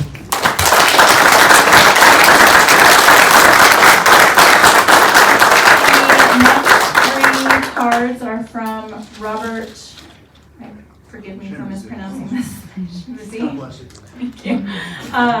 Phil Whitehead and Glenn Martin. And Mr. Trump, go ahead, sorry. Good afternoon, Mayor, council members. Thank you for having me here today. Today I represent Congressman Gosar. He sends his regrets that he couldn't be here, but he did send a letter for me to read for you. and I'll read that letter now. Dear councilmen and women, I write today in strong support of resolution number 2020-1734, which would make the City of Prescott a Second Amendment sanctuary city. The Second Amendment is a fundamental right guaranteed by the Constitution, and your local initiative to protect this right in the face of attempted government overreach is an example of the Constitution working as the founders intended. The right to own a gun is the right to defense of self, property, and liberty. It is what ensures that someone can defend themselves from an attacker or from a government trying to abolish personal liberties. In recent years, our country has gone through the unfortunate epidemic of mass shootings, and the Democrats wrongly blame this issue on legal guns. This tragic trend is not due to the presence of guns, but a breakdown in our societal norms and values. In fact, the presence of legal guns in mass shooting situations have prevented an attacker from causing harm. Overreaction to these incidents have led to the consideration of gun restrictions at the state and federal level, including red flag laws. These initiatives, however, are vague in meaning and could allow the government to expand its power to take all guns rather than just from the people they deem a threat. In fact, a recent Democrat contending for the presidential nomination proudly stated in a national debate that, hell yes, he would take your gun. Even more recently, a Democrat takeover of the executive and legislative branches in states such as Virginia have led to red flag proposals. From this heightened polarized rhetoric, it is clear that vague wording in an anti-gun legislation, including red flag laws, could be broadly interpreted to take weapons outside those deemed as a threat. The government has used vague legislation and broad rulemaking and enforcement to expand its power in virtually every modern policy field. Why would it not use the same tactic to take our guns? The Constitution forbids this very practice and empowers the people to defend their rights, and declaring your city as Second Amendment sanctuary city would protect yourself from these potential government power grabs. Some in opposition to Prescott's measure argue that Yavapai County already adopted sanctuary county status, and therefore the Prescott movement is redundant. To this, I would answer that security of rights cannot be overstated, and joining to the larger cause affords Prescott protections outside of its city borders. This doubling down of protection is crucial, as vocal opponents to this local measure have called for people outside Prescott to come and speak against the resolution. Again, the left shows it is willing to cross into our communities to fight our basic constitutional rights, which proves that Prescott joining Yavapai County and the larger Second Amendment sanctuary city movement is helping in defending your rights. I have and always will fight to protect our Second Amendment rights in Congress. While I continue this push at the federal level, our Constitution endows our state and local governments with powers of their own. State governments are attempting to further the anti-gun campaign, and it is up to the law-abiding citizens at the state and county level to further ensure their rights. Democratic cities are using the sanctuary city concept to violate immigration law, while you are using the campaign to protect your constitutionally given rights. I commend your civic involvement and concern, and strongly urge you to pass this resolution. Signed, Congressman Paul Gosar. Tim.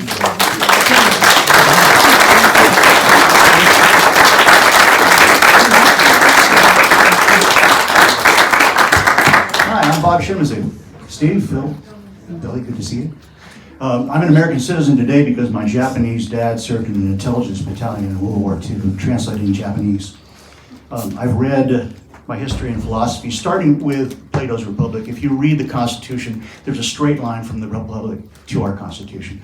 I'm a concealed carry owner, permit holder in 4 states, which makes me good in about 34 of them. And I've read every bill, every piece of paper you trade with, the 20, the 5, the 10, every one of those guys, I read their biographies.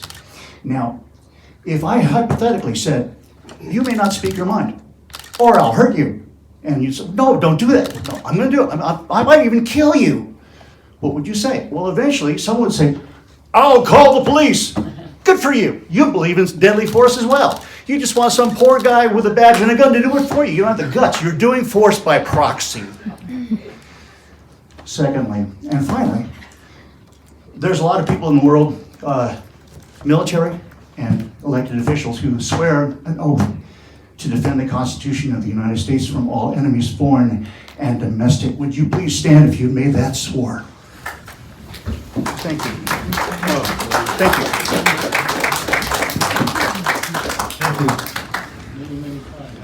Phil?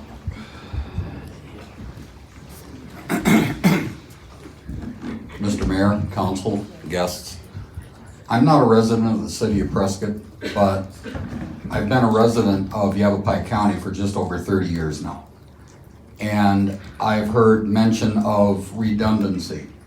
I've heard mention of, we have a police force that is able to take care of us, so why should we have the necessity to take care of ourselves?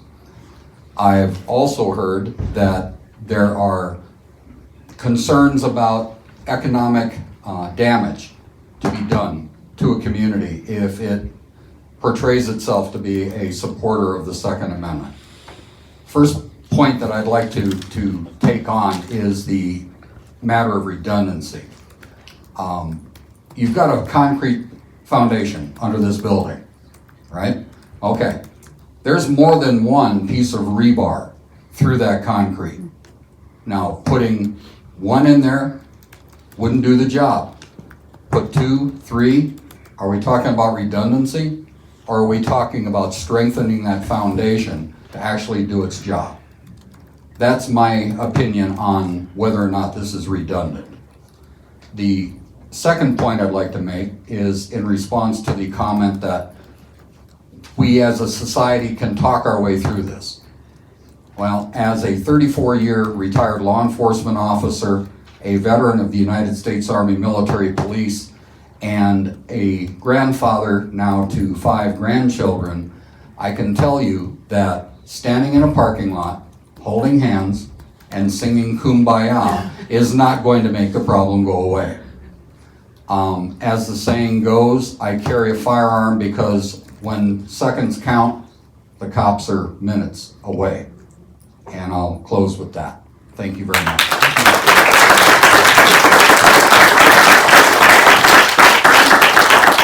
The next 3 cards are Randy Hayes, Russ Pilcher, and Maria Lanam. And Glenn Martin. Thank you. My name's Glenn Martin Prescott, and thank you, Mayor, and thank you, Council, for listening to our stories.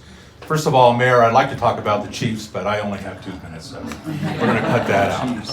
I want to go right to the meat of the subject, red flag laws. Why are we against red flag laws? Quite honestly, they're against our constitutional rights.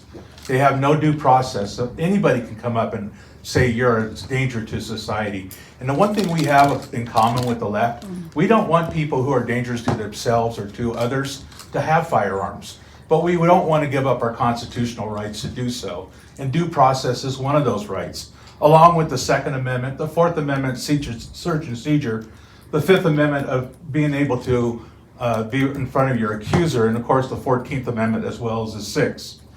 I want to close real quick because, I talked with Phil the other day, and, I want to just say thank you, Phil. You're a combat veteran, and you stand up for what's right, and you're standing up for the Constitution. Many of us cannot even fathom the sacrifices that Phil Good gave to this country and serving his country and the Constitution. So I'm asking you at this time, we all raised our hand. I know we all stood up just a minute ago.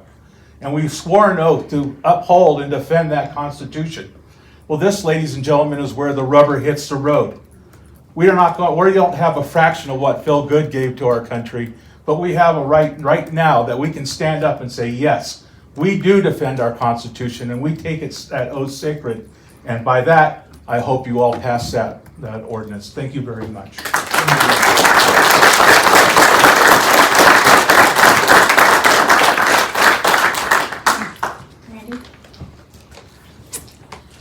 Well, good afternoon there, Commissioners. I'm Randy Hayes. I wanted to talk about what I've got here in front of me, but I'm wondering, I want to ask this question to all of you. Do you see what this is doing by having this kind of a resolution, this kind of a proposition? I can agree with what Matt Drake was saying, the city attorney was saying about this, but there's a lot of animosity and desperation, it seems, designed into this.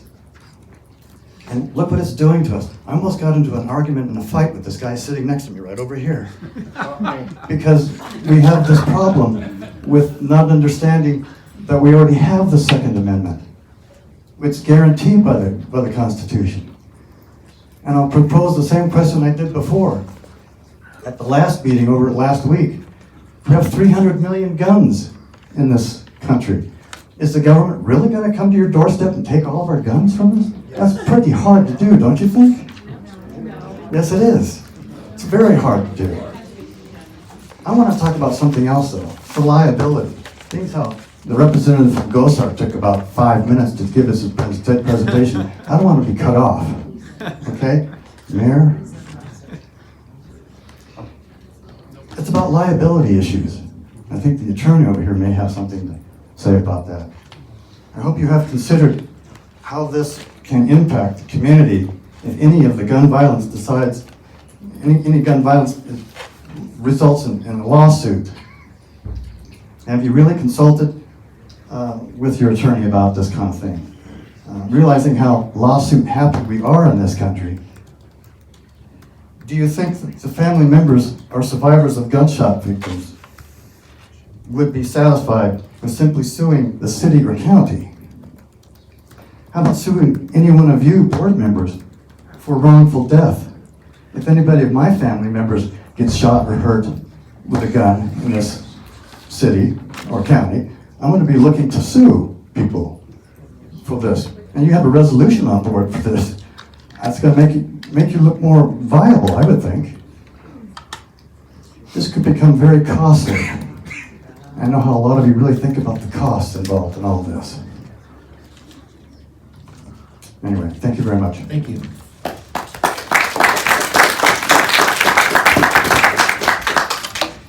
Good afternoon, fellow citizens.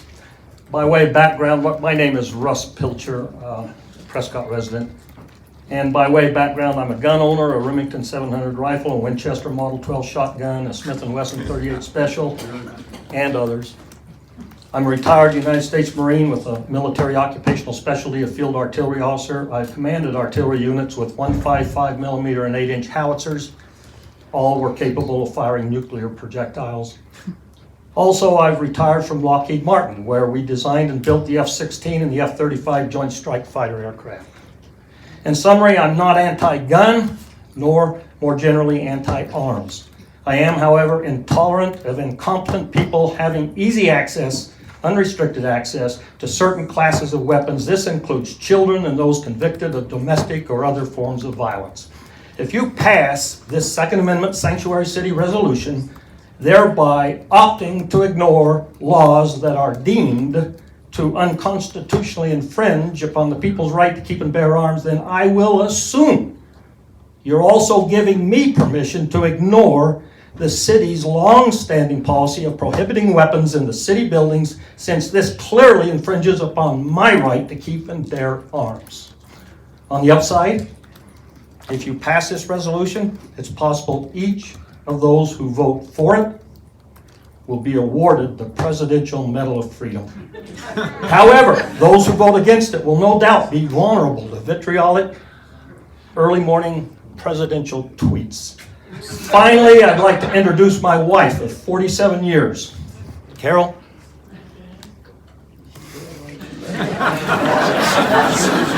Never mind, she warned me that it was a waste of time to come here. So, you know, that was pretty much going to conclude my comments. But we've been talking about this for some time, and I think it's time to read the Second Amendment. We haven't even read the Second Amendment. A well-regulated militia being necessary to the security of a free state, the right of the people to keep and bear arms shall not be infringed. Thanks for your token 2 minutes. Now do whatever it is you're planning on doing.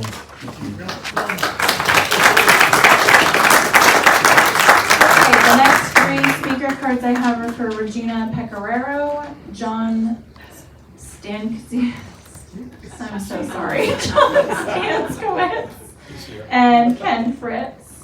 I assume you're Maria. I am. Okay. I'm Maria Lynham, and I'm a 20-year resident of Prescott. My husband was a Vietnam War vet, and my youngest son lost his life as a result of injuries that he suffered in Desert Storm. I don't think this has anything to do with whether you've been and have had service to your country or not. I'm opposed to your resolution, Mr. Good. And already you gentlemen are talking about potentially rescinding it. That makes no sense to me. I don't understand it. I have written to you twice, and I received one comment from the mayor and the city council.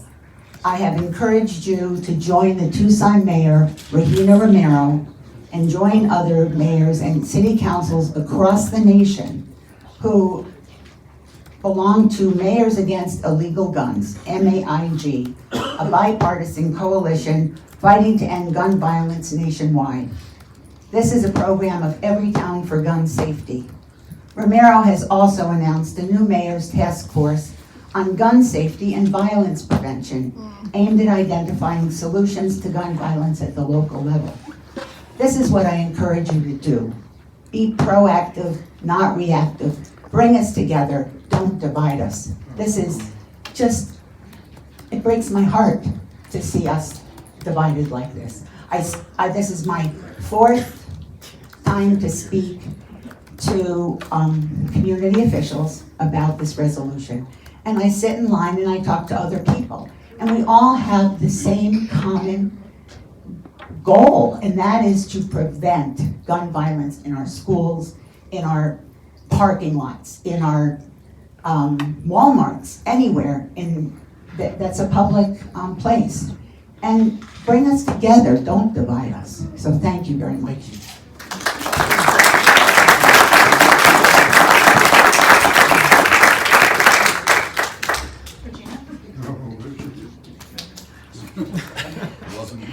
Mayor, council members, my name is Regina Pecoraro. I apologize, I am not a member of Prescott community. However, as Phil Good can attest, my work with the VFW here in Prescott and all of the veterans, as I served as the veteran service officer for all of Northern Arizona for the VFW, I feel that I actually have something to say to you. I hear a lot of comments stating about how we are trying to control gun violence and to protect our people, and how our country is actually not going to do things like that. Have we neglected to think about our officers that have to face, if a red flag law is enacted, the violence that can happen to them and the loss of their lives and what their families must do?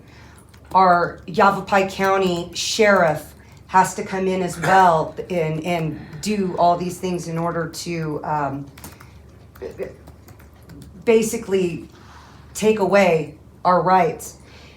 I don't know if anybody here has read the ATF Form 4473, where it does ask, of course, all of your normal vital statistics, but that if that you are the actual buyer or the transferee of the firearm. I don't think a violent criminal has actually answered any of this. It also asks that the court, if you've been indicted on a felony, they're not going to say yes to this. They're not going to fill out one of these forms. They don't care. And if such laws actually protect me taking away with a red flag law, I don't think that New Jersey, where a wife and or a mother and her 2 children were just murdered, granted by a knife, but as easily could be a gun by a domestic violence abuser, because she had a piece of paper to protect her. Thank you.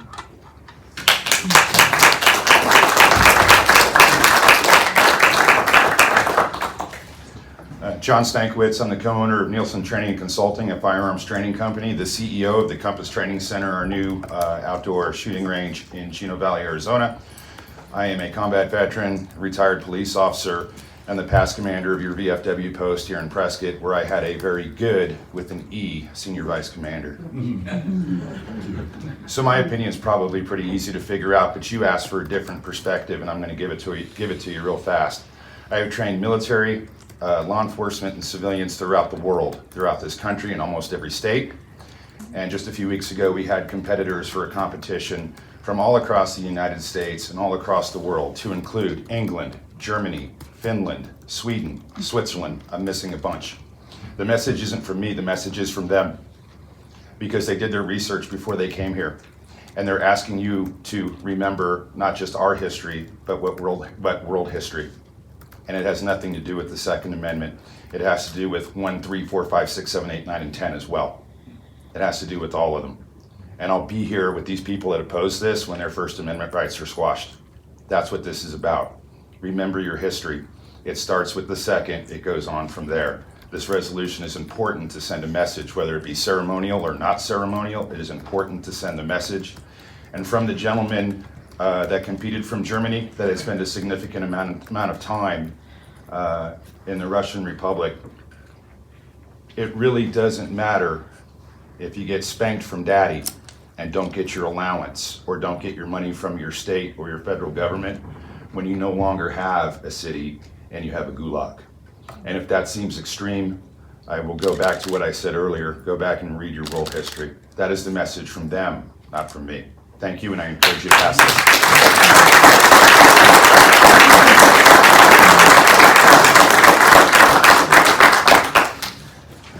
Ken Fritz is my name.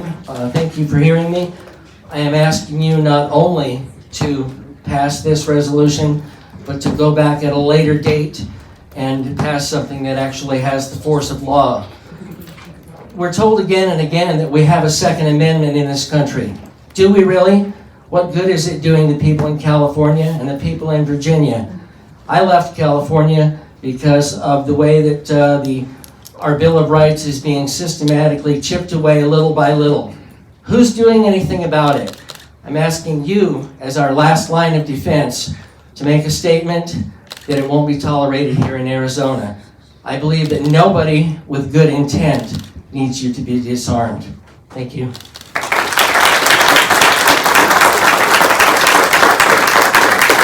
The next three cards I have are from John Schroederer. I'm so sorry if I'm mispronouncing names. Ralph Hess. Does not have a name on it, so I'll call the next one Larry Jacobs.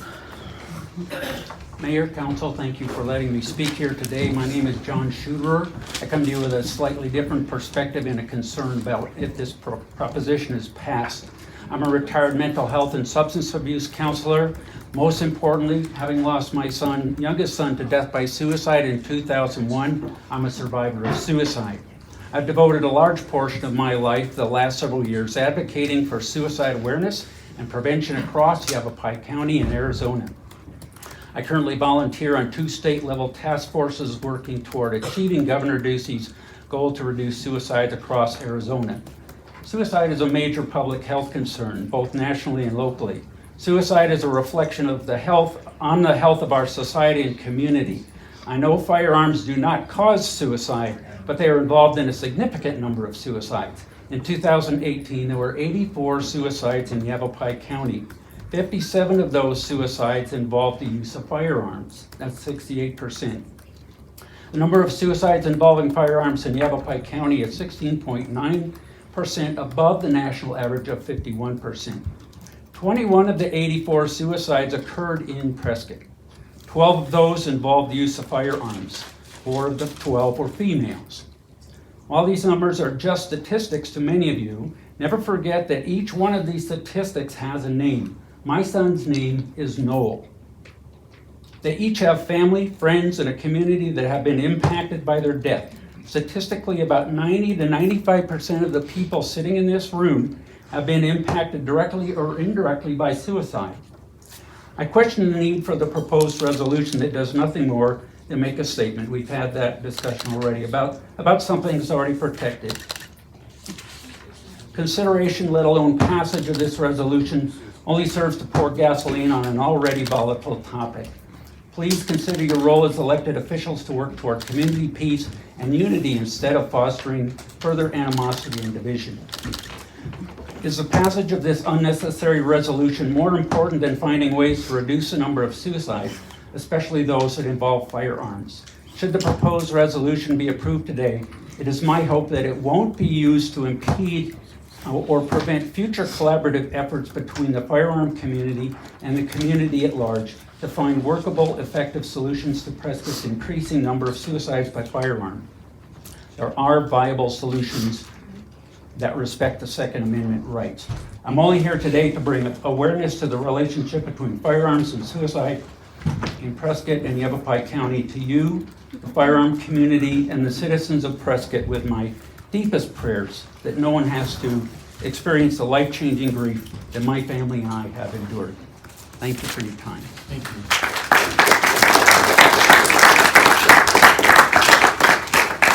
Ralph Hess.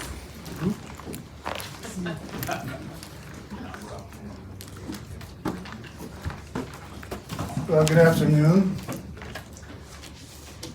The express language of the proposed resolution you are considering merely states specific and somewhat limited expression of your oath of office to support the Constitution of the United States and the Constitution and laws of the state of Arizona. And what exactly is a Second Amendment sanctuary city? I asked the same question to the county and I never did get an answer. In what way does a Second Amendment sanctuary Prescott look different than it does now? Will Prescott become Arizona's Second Amendment sanctuary Christmas city? Does not really have an everybody's hometown ring to it. And what will the city of Prescott do or not do after you declare it to be a Second Amendment sanctuary city? If you're really drawn to being rebellious, why don't you do something that is really actually helpful? Some of it's been touched on by your attorney. Challenge the Arizona State Legislature's repeated passage of legislation that preempts local and citizen governance and punishes cities by withholding shared revenues the state is obligated to distribute to them when you audaciously self-govern inconsistently with the wishes of the state legislature.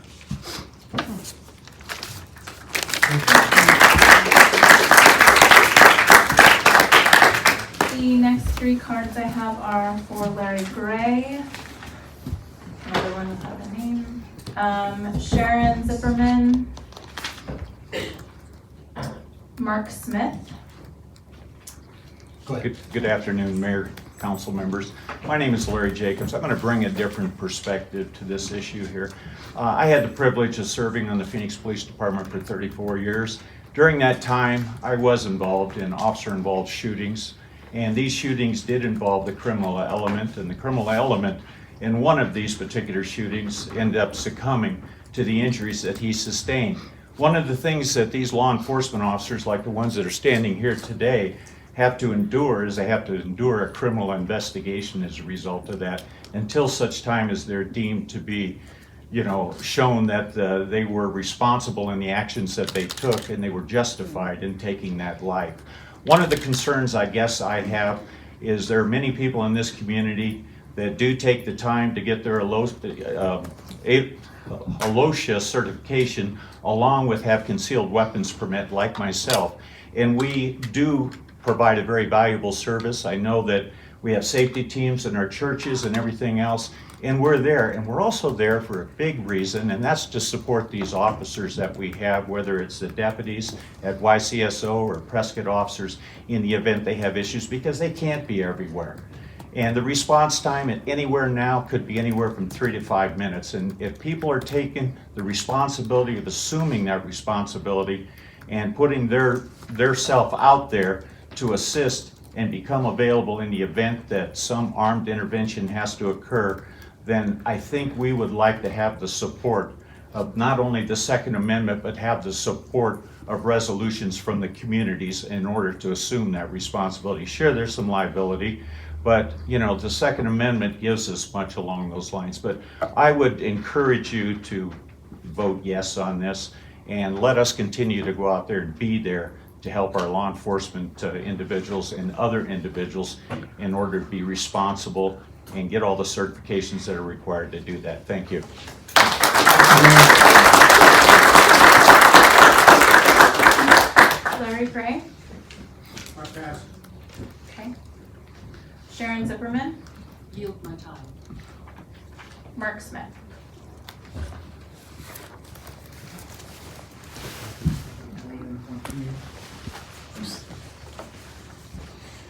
So my name is Mark Smith. I'm a resident of Yavapai County near Chino Valley. I'm a certified instructor and blah, blah, blah. I'm a former Marine.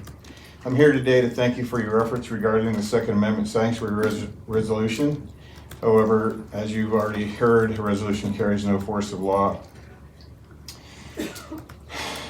I'd like to quote from Section 3 of the resolution that you've put forward, that the City of Prescott will not authorize or appropriate government funds, resources, employees, agencies, contractors, buildings, detention centers, officers, for the purpose of enforcing laws that, after complete judicial review, are held to unconstitutionally infringe on the people's right to keep and bear arms. I would put to the council that much damage can be done prior to complete judicial review, which can take many years. Hundreds or even thousands, even hundreds of thousands of citizens could be jailed or worse by the unconstitutional anti-gun laws before your so-called complete judicial review. The city attorney made a great case for judicial tyranny, of which we have plenty in this country today. Respectfully, no, council, this is not an acceptable resolution. This is a wolf in sheep's clothing. All gun laws are unconstitutional. The only thing that the Second Amendment Sanctuary Resolution does is state the obvious. The Constitution is the supreme law of the land, and it will be respected as such. Your passage of a meaningful ordinance would provide backup for both citizens and law enforcement if and when they follow their oath of office and refuse to enforce illegal gun control laws. Passage of a meaningful ordinance would also support your oath of office and the 2nd, 4th, 5th, 9th, 10th, and 14th Amendments to the Constitution. Failure to do so may also make you subject to Title 18, U.S. Code 242, deprivation of rights under the color of law. I've attached that on the back of this handout. I've heard so many nutty things today I thought I'd never hear, but I guess if you don't get out too much. Anyway, thank you for your time. Thank you for consideration of this. Thank you.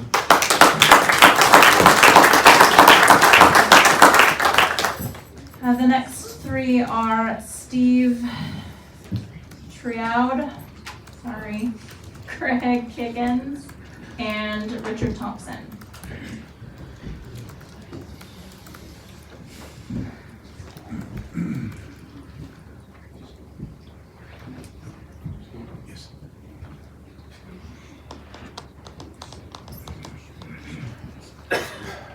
Ladies and gentlemen, thank you very much. Former Secretary of State Daniel Webster once said that the Constitution was made to guard against the people with dangerous intentions.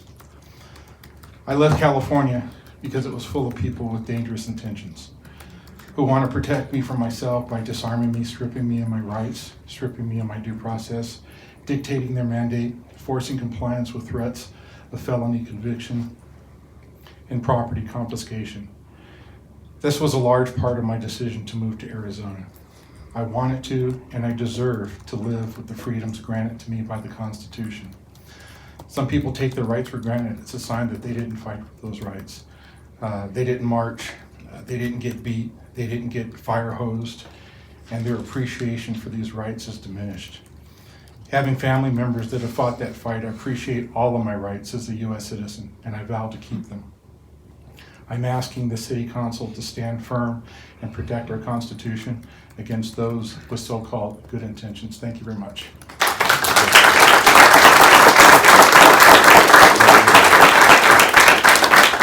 My name is Craig Kiggins. I'm not a resident of Prescott, but I am an American.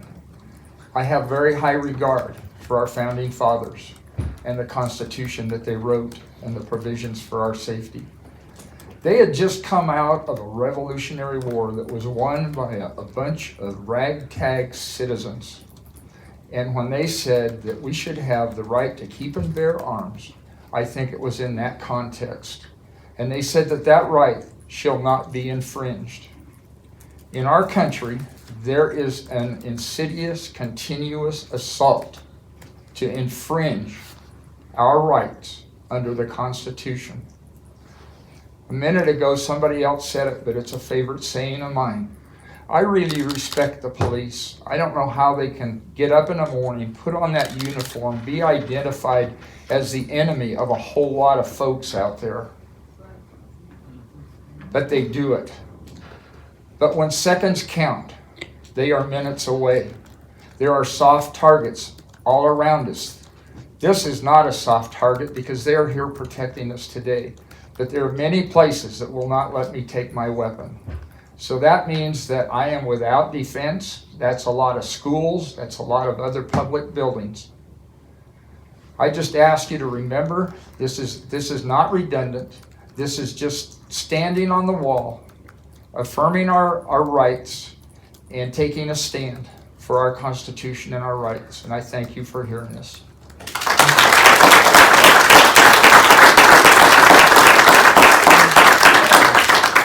After Richard, I have Linda Thompson, and that's it. Mr. Mayor, City Council, I too escaped from California, and my wife and I feel we've moved to America. And partly because of just the stance Arizona has taken on our rights. And for all I won't go any further, but for all the reasons stated before, I urge you to vote yes for this resolution. Thank you.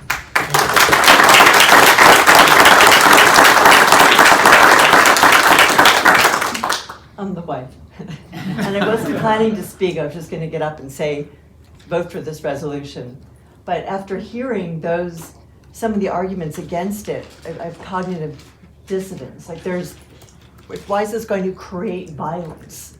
Why is nobody understanding or paying any attention to the laws that are just being proposed in Arizona against our Second Amendment rights? It makes no sense to me that people are unaware of that or don't care about it, and to say, we already have a Second Amendment. Yes, we do, but people are trying to weaken it and take away our rights. I'm really frightened of the red flag laws, what that can do to people. Look it up. Those who don't know really need to look into it, and that's all I have to say. Thank you.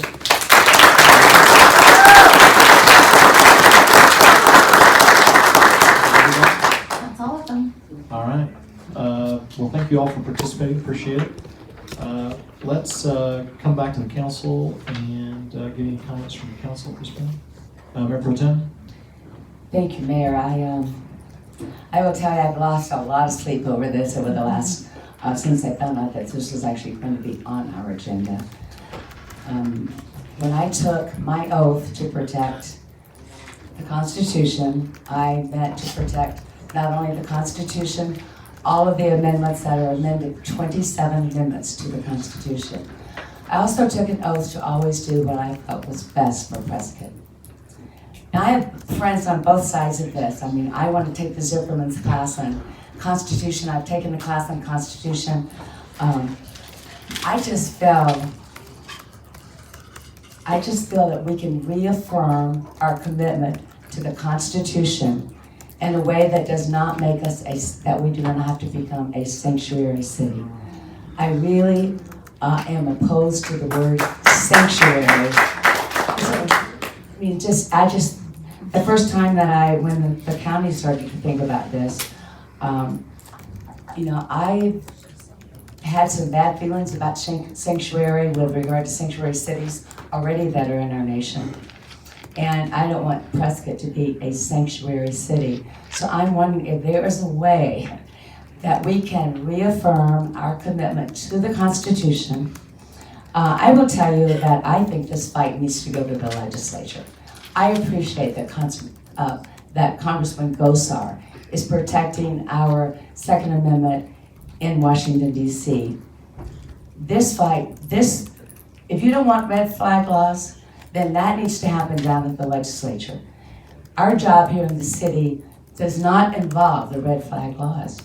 So I guess I would like to see us consider reaffirming our commitment as a council to the Second Amendment, and then also consider tabling this until there truly is, if there ever becomes a red flag law. There are no red flag laws in Arizona. And I'm very concerned about SB 1487. I will tell you, we work hard to get those shared revenues and to get revenue into our city. And to think that we're going to become a sanctuary city, risk losing those. But then we're saying, well, we can rescind it.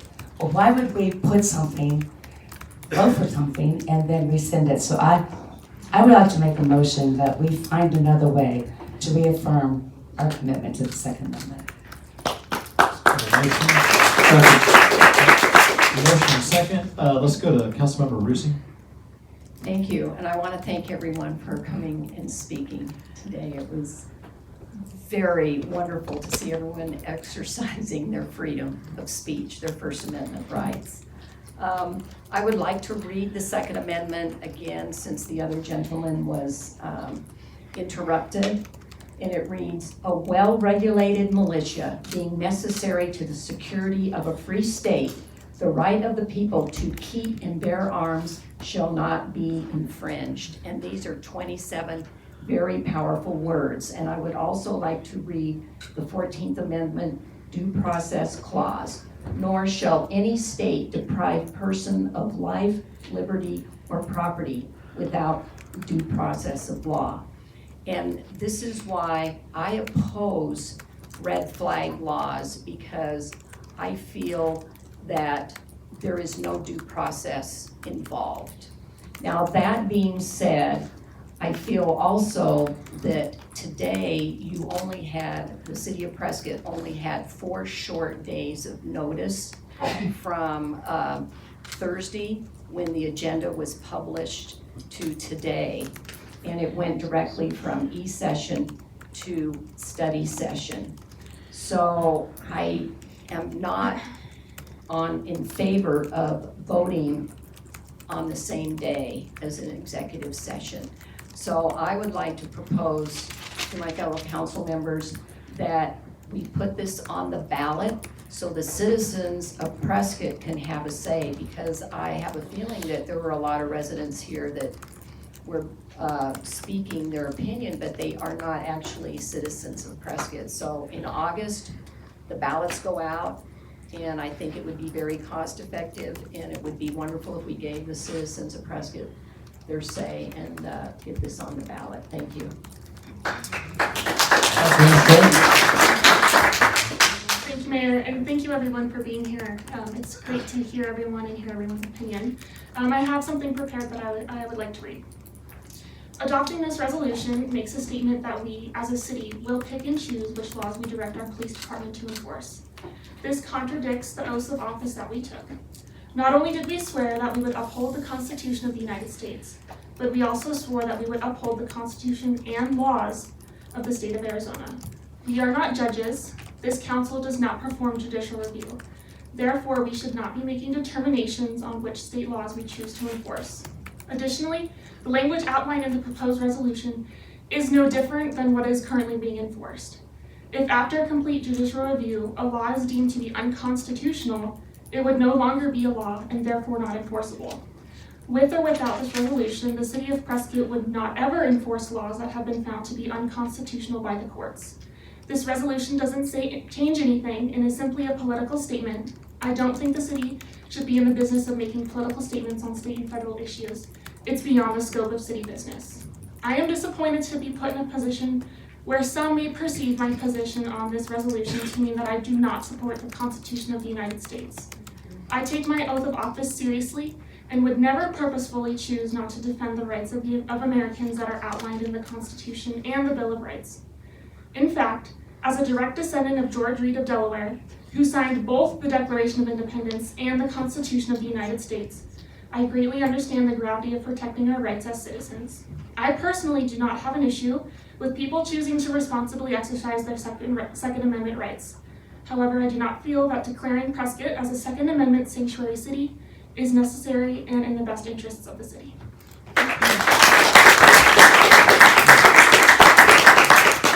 Councilman Good? Yeah, thank you, Mayor. When I suggested that there would be an option if the 2093 bill were passed, I just wanted to make it clear that should such a consequence occur, this council does have an option to deal with the consequences without having to necessarily be damaged by this 1487 option. So I'm not suggesting that we pass something so we can rescind it later on.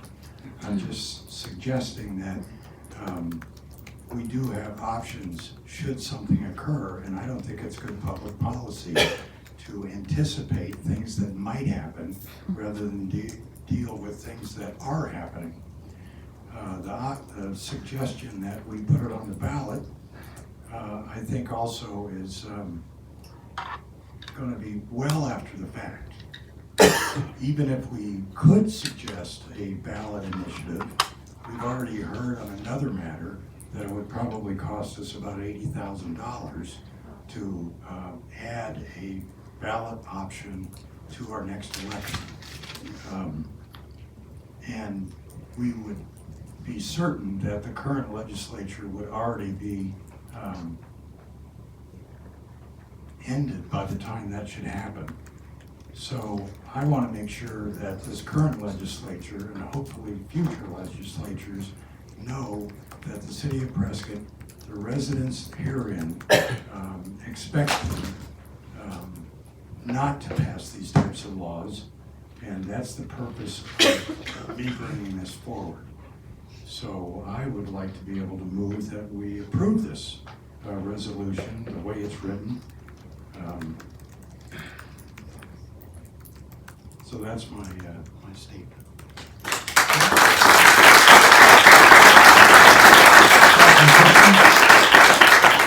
Thank you, Mayor. I totally support the Second Amendment, your ability to carry arms, protect yourself. I think the big problem for me with this whole situation is the word sanctuary. I think that sanctuary is totally misunderstood. When I was over at our business, I tried to ask as many people as possible what they thought of this situation. I had one gal come into my office and I asked her and she said, well, that's interesting because I'm going over to buy ammo at J&G.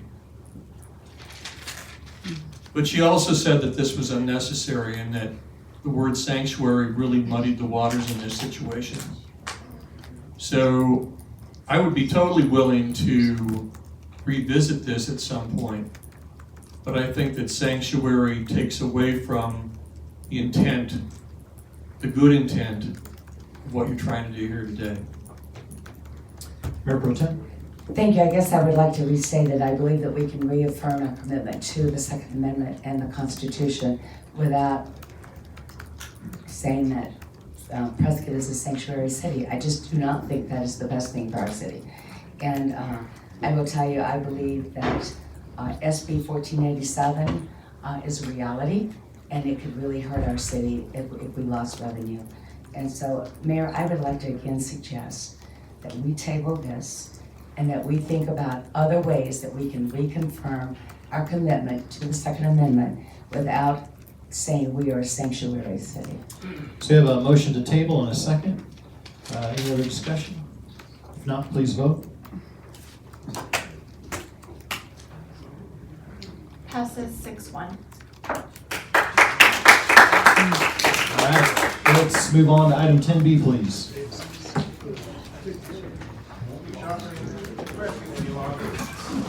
Good afternoon, Mayor and Council. Tyler, we're going to do this. Give us just a minute. It looks like some folks are going to exit. So rather than try to talk over those guys, we'll let those folks leave the chambers.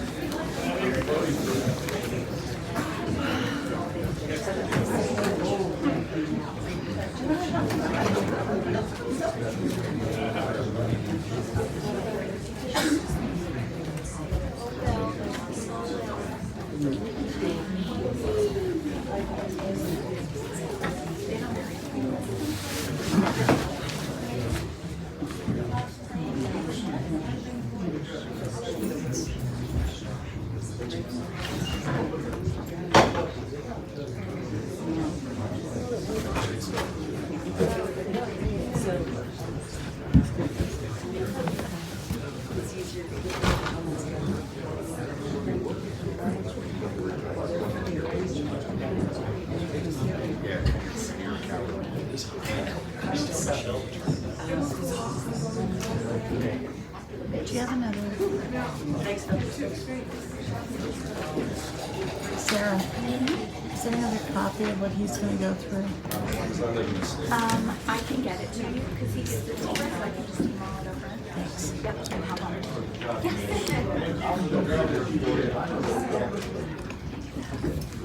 Oh, the city government. Are you part of the city government? All right, if we can have quiet in the chambers, Tyler, you're up. Thank you, Mayor and Council. Tyler Goodman from the City Manager's Office. I'll make this brief. So far, there's been over 1,500 bills introduced out of the state. A good thing to note is that lawmakers have until February 21st to hear bills, to consider them in their chamber of origin. So you're going to see a lot of flurry in the committees this next couple of weeks. Going through these, House Bill 2284, the Regional Park Appropriations Bill from Representative Campbell passed out of committee. It'll go to appropriations, then to rules, then to the floor, and over to the Senate if it continues on. I'm going to jump down. Short-term rentals. This bill we've been talking about for a couple of weeks. These are efforts in order to rein them in, to give cities more authority. This one has to deal with anything that's not a primary or secondary residence. Cities would have the ability to have more control over. And it says that they may not be rented for more than anything less than a 30-day period. It's not on an agenda yet, which isn't good news. There's also a couple other bills on short-term rentals that haven't seen an agenda yet. So we'll see how far this goes. Hopefully it does make it. Fire sprinklers in existing buildings. This one I talked about a couple weeks ago as well. There have been some amendments, but it's still a bad bill in terms of what it does for cities. It would not allow us to require the installation of fire sprinklers in certain types of buildings, restaurants, bars, nightclubs. It has occupancy limits, anything over 300 people, and those that serve alcohol. So that did pass out of committee, and it'll go on to Rules Committee. Oh, it did pass Rules Committee, and it'll go on to the floor. One that I want to spend just a little bit more time on is House Bill 1459, private attorney retention. This bill would require cities to receive approval from the Attorney General before entering into any contingency fee arrangements with private attorneys. This is kind of a backlash to what cities are doing, fighting opioid pharmaceutical companies. And so there's a lot of conflicts here. The Attorney General's office, as we've already discussed with 1487, could be considering that simultaneously with a city who wants to get into a contract with a private attorney. So this is a bad bill that would hurt us, definitely. It did pass out of its committee 4-3. It'll go on to rules, and then we'll see how far it goes. But we're keeping an eye on that. Jumping down, the local funding bill, Senate Bill 1160, the PSPRS cancer presumption. It did pass out of committee and appropriations as well. I've asked Barry to give us some more information, which I still haven't heard back, about the funding that's being discussed that's supposed to be tied to this. I've heard 20 million thrown around. I don't know if that's continual going forward. I find that hard to believe. But I'm trying to get some more information on what they're going to be funding at the state level in order to help this, because for all intents and purposes, it is going to pass. People have pretty much assured that already. So we'll see what actually happens with the funding element. Senate Bill 1280, PSPRS expenditure limitations. This would help us. It did pass out of its Senate committee, which is good news. It's making progress. And then another bill that would hurt us, House Bill 2348. This has to do with our residential rental tax. Ours is at 2.75%. This bill would cap any of those to 5%. Currently, we have to go to the voters to get this increase anyways. So, and what we're worried about is that these types of bills can be easily amended. That percentage could change. If this passed this year, next year they could come back and say it's capped at 3% and continue to mess with the financial side of it. And I won't spend too much time because we've discussed it at length already, but these are two bills that have to do with the Second Amendment, with what you could call red flag laws as well. There's several more, but these two are ones that we're following more closely. None of them have made it to any agenda yet, and they're not scheduled to be on any committee agenda so far. So Tyler, I'd like to ask you about that, because what can we do, or what can our lobbyists, Barry Aaron's do, to say that we would not support red flag laws? I mean, this is a way to really stop things from happening. So what could we do? As a council, if you give us the direction, we'll certainly send it to Barry that if any of them make it to an agenda, which barring, except for 2093, I personally don't think any of them are gonna make it to an agenda simply because they are Democratic bills, which typically don't get heard. And there's just no flavor to push those right now. If it does get on an agenda, he will sign in and even testify on our behalf. So then, Mayor, I guess I would like to suggest that, and Matt, that we think about doing something like that, about opposing red flag laws. Yeah. As a council. That would be one way that we could make a statement. Get the direction of Okay. the council Okay. at this point. General? Okay. That's all I have. We can bring it back. We can just bring it back, but it's something we can do. Yeah, that's an option. That would really make a difference. To utilize your lobbyists to defeat legislation, particularly. Tyler, what about SB 1164 that has two Republican Senate co-authors? Yeah, the severe threat order protection. That, it's still not on an agenda, which means it's probably getting some pushback from the rest of the caucus. If it is on an agenda, we can have Barry be there on our behalf. And I'll keep you apprised if it is, because committees, the agendas are set for this week, it would have to be next week, and they're pushing against deadlines to get them out of their chamber. I think those are the kind of bills that this council would want to know about right away if they were moving. And I can certainly do that. One quick question, Tyler, if I may. You can find out from Barry on SB 1280, who in their right mind would vote against the ability of not being able to use that towards your city expenditures? And that doesn't make sense. Right, I could find the breakdown for you, let you know who voted against it. I'd like to know that. What we're trying to do is pay it down, and why would they hold a community or a county hostage because they spent too much on their limited expenditures because they're doing the right thing? That makes sense. Well, it's the legislature. Would that apply to charter cities? I believe it would. I could double check on that, but I believe it would. If you would. There to be 3 no votes and 2 that didn't, and of course only passed 5 to 3 to 2. It seems like it'd be a slam dunk deal. Right. To support our law enforcement retirement and not hold the communities past their spending limits. Right. Yeah. Okay. It's too logical, council. Any other comments, questions from the council? Too logical. Thank you, Tyler. Thank you. All right, let's move on to item 10C, please. Approval of water service agreement application number WSA 20-001 by Alexander Lazar representing Ocean Blue Willow Creek LLC for commercial water supplies on APNs 106-20-97 and 106-20-498. Good afternoon, Mayor and Council. I'm Leslie Grazer, Public Works Water Resource Admin. Everything's working.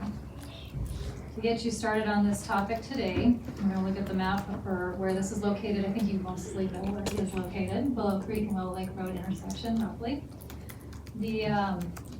With the new policy in place, it might be helpful to walk through what we're looking at here and how we're looking at it. So first, the policy states the City Council will vote on the proposed project and water use. The procedure that we went through for this is right here. So first, the applicant speaks to community development, and they completed that. Next, they attend a pre-application meeting, and within that pre-application meeting, the applicant gets a letter back from the city that asks for a demand analysis. Then we move to required applications. So you can see what this looks like. Within their application, they must also file a demand analysis. You follow this line here. Excuse me. You follow this line here. The demands have been determined from another Ocean Blue Express car wash in Prescott, and they have estimated that their average daily use is 15,800 gallons per day, which is then changed over to acre feet, 17.5. Excuse me, no, actually it was like 17.7, but we're in the tenths at that point. So So this then went to the Water Issues Committee, and when it went to the Issues Committee, they also looked at the volume that was being requested and the location and the application in general. And we had a few questions come up, and the first one was asking about, do they recycle water? So after that meeting, we went to their website. You can see that they make the most of every drop of their water. Our unique system recycles 90% of the water used in every car wash. So this is pretty typical. I think I made the comment that I assumed they did, which was not taken very well, and I apologize for that, but this is a modern car wash. I've been through this car wash. These types of car washes recycle water. We followed up with the applicant to make sure we didn't miss anything and to look into this some more. And they updated their website later that week and provided a little bit more information. It says a few sentences down, per wash, we use approximately 12 gallons of fresh water, less than a standard residential washing machine. Of the small amount of fresh water used, 4 gallons is lost to evaporation and carry out, and 8 returns to the city's sewer system. The other question that came up during this Water Issues Committee is, how is this being tracked? So there is no contract that you're voting on today. Your document that says that you are approving an application for a project and the water required for it. And that is a change. You've probably been accustomed to approving contracts. There is no contract related to this. And I'm happy to answer any further questions you might have. All right, thank you, Leslie. Questions, comments from the council? Councilmember Reese. Thank you very much. Thank you, Leslie. My main concern is about the recycling aspect. First, let me say, I think car washes are a vital part of our community, because if a resident probably is washing his car in his driveway, there's probably a lot of wasted water. So I'm thrilled that they have the capacity to recycle water, to filter it, and not use our drinking water on their cars. But my concerns are, number one, did anyone look at the original car wash on Iron Springs? Did anyone look at their water bills to see what their current use is and apply it to this new one? That's exactly what the engineer did for this application. Okay. Was they pulled the billing data from the Iron Springs car wash and then applied it to this new one. And then I talked to him a little bit, and he said, you know, we did have a leak underground too, so please don't count that against us. So it might be a little bit lower, but in time we'll see how that car wash behaves. Maybe they have more customers at that location than this one. We'll just have to see over time. And then do we inspect these recycling apparatuses, the filters? Because I have heard, and I'm not saying that this might happen here, but I have heard that some car washes will be plumbed for it and then not exactly implement their recycling program. There is no inspections that I'm aware of. That might come through your building department or something of that matter, if there is a problem, but I have not seen it. The city goes out and inspects. And this requirement, is it in our city ordinances and codes, the recycling of the car wash water? As far as I understand, it's not. Okay, thank you. Councilman Blair. I think it's a great opportunity. I use the one in Iron Springs all the time, and just the bottom line to it is 90% of everything they run through their system goes back to our treatment plant to be treated and put back into the aquifer. So there's very little loss. I mean, when I wash my car in my driveway, I guarantee we have loss. So I'm glad a business has decided to open up in Prescott to bring commerce here on the north side of town. We always talk about traffic. This is one way to have it on the north side where we're not getting a bunch of traffic coming through town to go to a car wash. So I think it's a very positive thing for Prescott. Mayor Pro Tem. Yes, I agree completely. I actually use the same one on Orange Springs, and I look forward to getting one in my neighborhood in Prescott Lakes area, so I'm sure it's going to be very popular. A very efficient system. When you think about it, less than what we're using for a washing machine, right? And I'm with Councilman Blair. If I had to wash my car, it uses a lot more water. So I'm very happy that this system is here. And I think it's probably really state of the art. Well, I use the one on Iron Springs, and I'm glad you're gonna use the other one. so I know, have you don't have to wait as long. I even have that monthly thing so I can go through often. Councilman Good. Well, I think a highly efficient operation like this is valuable. And what I am hoping is that we can capture some of the commuters from Prescott Valley to Prescott and back that will stop and get a car wash so we can capture a little TPT revenue. That'd be good. Anybody else on the council here? Public comment? No, Mayor. Mayor, I'd like to make a motion. Approval of water service agreement application number WSA 20-001 by Alexander Lazar, representing Ocean Blue Willow Creek Road LLC for commercial water supplies on APNS 106-20-497 and 106-20-498. I don't think that's their phone number. Second. We have a motion and a second, please vote. Passes 7-0. Thanks for hanging with us, Ken. All right, let's move on to item 10D, please.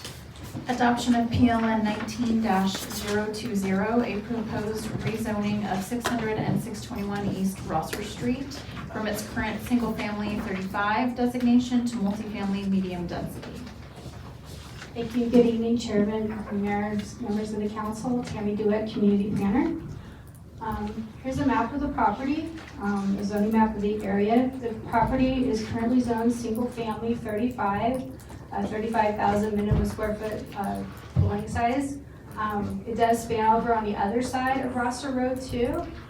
So it's a total of 1.91 acres. Under the current zoning, it could be split into 2 single-family residential lots with a no maximum lot size, size of a house. It could be 2 stories, 35 maximum height.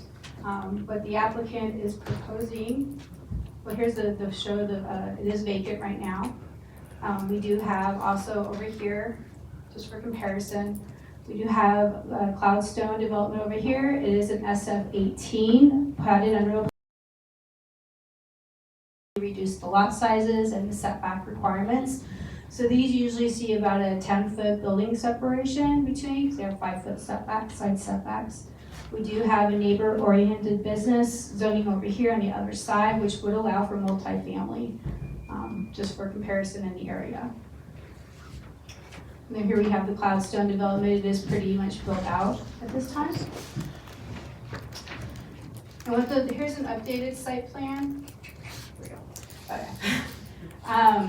That the applicant provided that kind of shows the building separation a little bit more of what they're proposing. If I get this a little better. But they are proposing 20-foot building separation, 20 feet, rather than what you see on the other Cloudstone, 10 feet. It is a rezoning to a multifamily.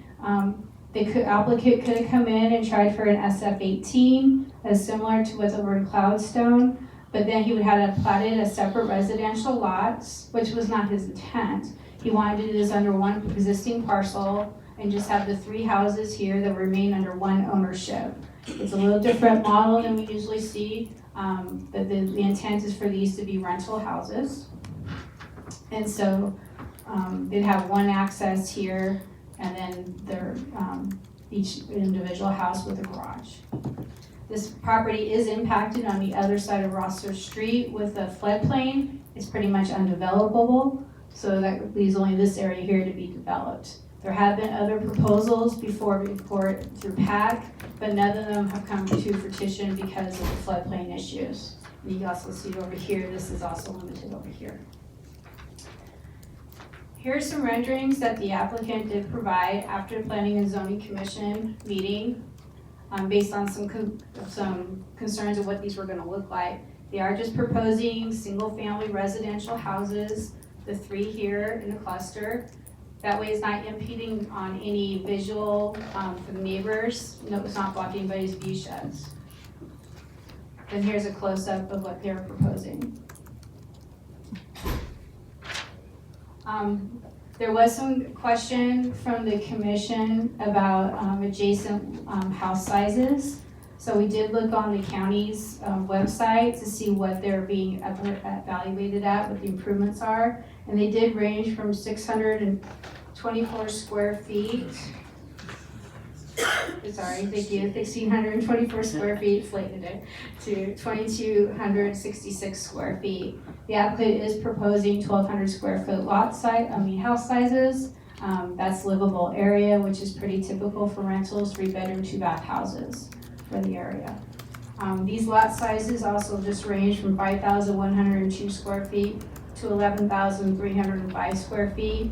If he was going to split this into two, they would just be 35,000. But if he did it under SF18, he'd be allowed 4 lots there. But he's just proposing the 3 under 1 ownership. Like I said, the property is vacant at this time. This kind of shows the houses along the boundary here.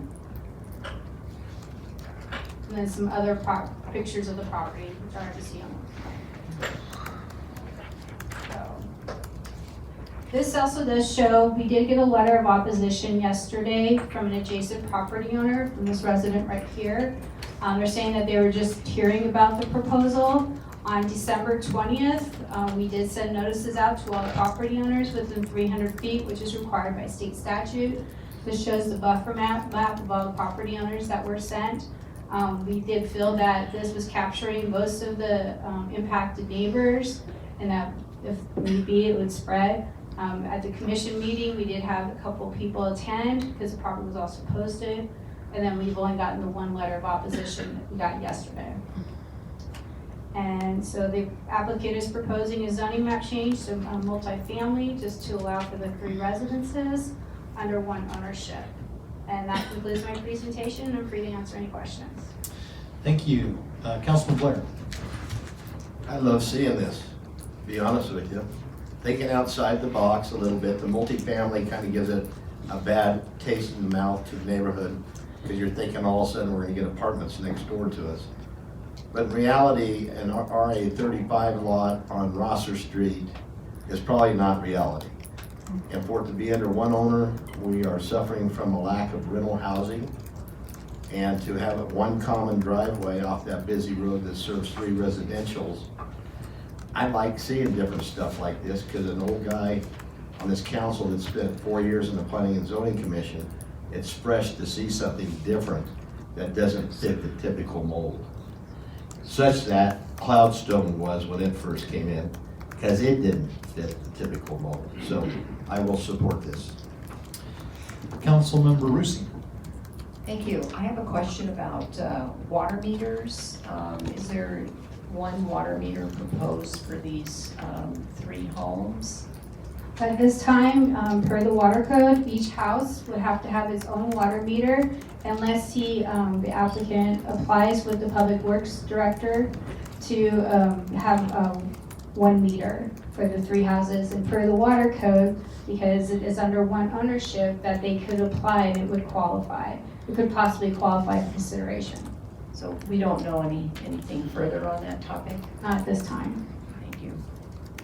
Mayor Pro Tem. I just want to say I think this is a really nice infield project. We often try to encourage this to happen in our own ways, and here it's happening because the owner wants it to happen, and we like that. Thank you. Councilman Good. I understand the Planning and Zoning Commission was split on their vote for this. Can you comment on the concerns? It was approved 4-1. Recommend approval 4-1. Commissioner Roop explained that he voted against the motion to approve because the proposed multifamily zoning is not compatible with the surrounding single-family zoning, resulting in smaller rental units versus larger homes in the adjacent Cloudstone subdivision. I do have general concerns about changing of zoning to a higher density, which also is a potential upzone, which makes the property potentially more valuable. And when a property owner buys a piece of property, knowing what the zoning is, they should be prepared to build or develop based upon that zoning. And when we start making changes to zoning that potentially make a property more valuable and more buildable, then we kind of create a precedent, especially in a location that's generally zoned for single-family homes on bigger lots. Now, I understand the planned area development makes exceptions to that based upon the total plan. But we constantly are running into these zoning changes that if we make a land use change, then we can't revert to a lower or a less dense area, because that would be a violation of 207, I believe, correct? Prop 207 is the diminished value of rezonings or legislation that would fall into that particular category. So can I just, looking at the recommended motion, I remember the commission spent a lot of time tying this particular project to the site plan. So I think when you make your motion, we just have to be careful that we add that. So there will be substantial compliance to the site plan presented. And that kind of alleviated a lot of the concerns, because what will go in there are R3 residential houses. So it doesn't open it up to additional units. Yeah, that's my concern. I've heard other developers and builders with intentions to do certain things, and then after the zoning has been changed, all of a sudden the intentions change, and we get a different building that wasn't what was expected.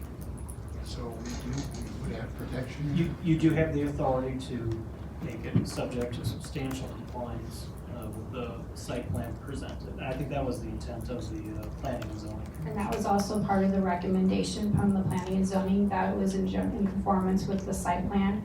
That way, if something happened and the property sold and somebody wanted to do something else, it would have to come back through the public hearing process to amend the site plan. And or they're stuck with the site plan as it exists. That does give us some protection. Yeah. Substantial compliance to the site plan as presented. Okay. Councilman Blair?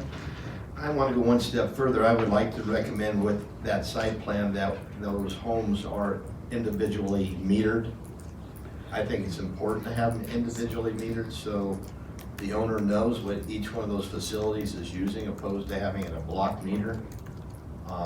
I don't know whether the owner is going to pay for the water bill, but certainly if I were one that wanted to rent it, I would want to know what my house was producing rather than what the other two were producing together. So I would suggest that they be metered individually like any residential house.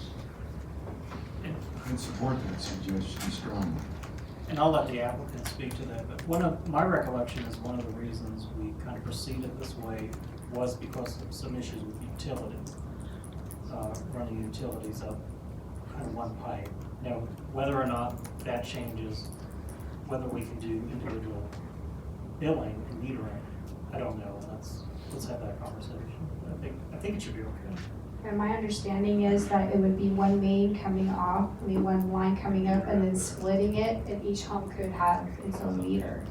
It needs to be tied to the bill agreement or to the site plan. I would recommend that anyway.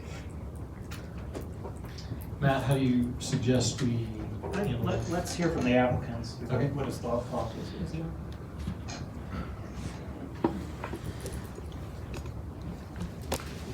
Afternoon, Keith Hughes. So my initial goal with this project was, it's a very difficult build and it's hard to get anything on it. So what my goal was to build 3 individual single-family homes. Actually, metered individually is fine with me. It makes it easier for me in billing reasons. Most landlords tend to want one meter and then they pay for the utilities themselves. So this way it actually helps me out. So in answer to your question, I'm fine with that. Building these exact units or as close as I possibly can is what my goal is. I know people can sell all three if they want to, but this project is my project. I'm keeping this project for as long as I live, so that could be tomorrow, who knows? But I'm gonna build this out the way it is. I don't see any issues with it. It's a very difficult build, so I felt this was the best usage of the property. And also with the zoning that's there, obviously I could only put 2 units on it, so the multifamily zoning helps me in location and orientation, because the PAD SF-18, which is next door to me, would allow me to put 4 units on this, possibly, and those 4 units could be 300 square foot, 400 square foot, 1,000 square foot, whatever. So these are all nice single family, 3-bedroom, 2-bath, 2-car garages. They're nice homes. Very good. Could we just note that on the site plan regarding the individual water meters? That way when we reference the site plan, would that work? Yeah, probably throw it in the motion as well. Kind of Okay. take it as your idea along Okay. with the Yep. Very good. Thanks for answering that question. Sure, thank you. Councilman Siska. Thank you, Mayor. I have to say that we have a group of homes down below my place where I live, up in Forest Highlands. And one of the things that I really like about them is that they are a single owner, and that single owner makes sure they're kept attractive. All of the homes that are kept very attractive. And it's really a nice area. And so it's great to have at the entrance to Forest Highlands. So I think that if you can keep up these homes like they've kept them up under Forest Highlands, I think that that'll be a boon for the community. Anything else from council? Public comment? Yes, I have 2 cards. The first one is from, I'm sorry, 3. Deborah Althouse. And if you'd like to speak, even if you haven't filled out a card, you can speak and then fill out the card afterward.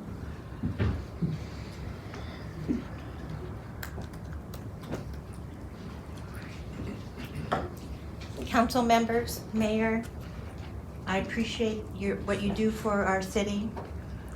And I am opposed to this, and that's why I'm here. I've lived in Cloudstone since I was the original owner, first person to move into the development. And I've known that that lot or that acreage has been available for years, 13 years now. And I knew eventually people would build there. But I want, and we all would like to see ownership, home ownership, not rentals.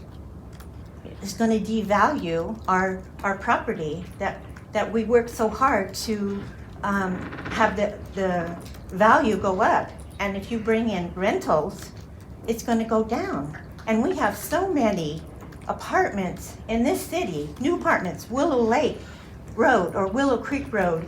I think it's on Miller Valley, brand new apartments going up. I don't see a reason that we need to bring in multi-family homes and 3 on one lot, a shared road. I just don't think it's the right thing to do, and it would devalue what we have in our neighborhood. Now, as I said, I'm happy to see private ownership go in there, but I am not in agreement for this at all. So I ask that you consider this in your own neighborhoods if you would like to see this. And I understand, Councilman Siska, you have that in your neighborhood and it works for you, but there are no rentals in our whole area. Blooming Hills, Cliff Rose. If they're private owned, they could be ownerships but be renters at the same time. That's a different situation. But if you're building a development that is specifically for renters, that is not, bless you, that is not what we want to see. So I ask that you reconsider approving this and keeping it at the original zoning for residential. Thank you. Thank you. Thank you. Brian Alshouse.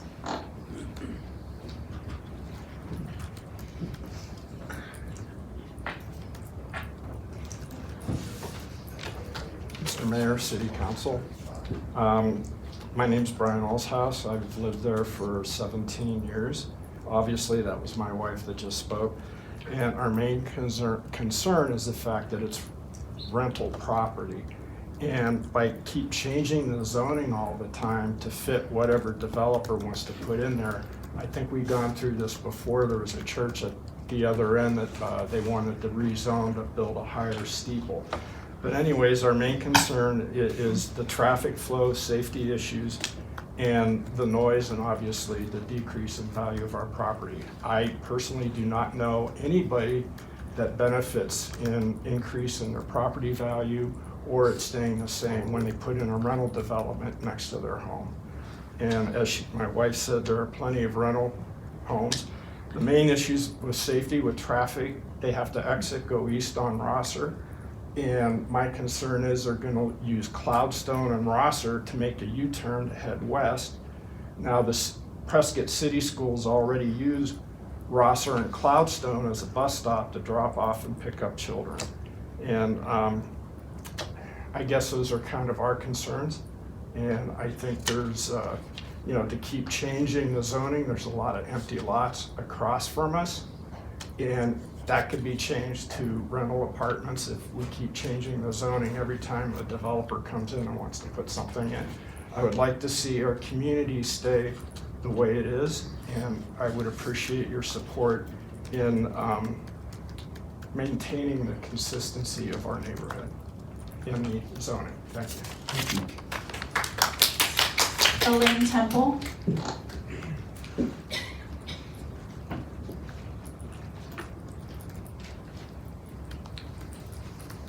Hello. I moved into Cloudstone area about 5 years ago, and my husband and I came, and when we came to Prescott, we looked for an area that was single family owned.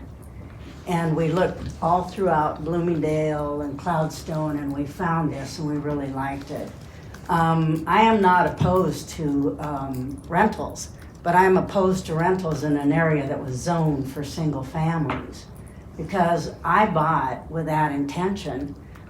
Frankly, if you get a bunch of little kids over there, they're not gonna like our neighborhood anyway, because we're all retirees. But it's not the fact that children make noise, and it's not the fact that there may be multiple types of people, related or unrelated, in these houses, but it's the fact that I chose that property based on it being ownership owned. There's a huge, I have in my life lived in rentals, and I've lived in rentals that were shared by a lot of young people, that were houses, and you just do not have the same value for your property. Now you have one owner, but I really don't think, unless that doesn't ever seem to matter with rentals. Either you get a good renter, or you get renters that don't give a hoot, all right? And I'm afraid of the renters that don't give a hoot.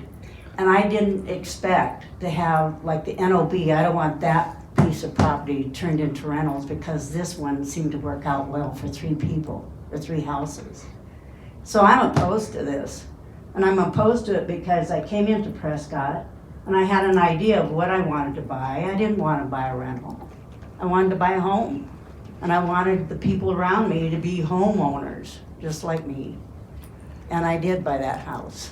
And I'm going to stay here. And I do not want this property rezoned. So I would respectfully hope that you would reject this. Thank you. Thank you. That's all. Kim, you can fill out a comment card afterwards with whoever you are. Good afternoon, Council. My name is Ken Maverick. I'm on the Planning Commission, and in fact, we voted on this very project. A little bit of background. One of the problems with this particular site is that on Rosser, you have an island.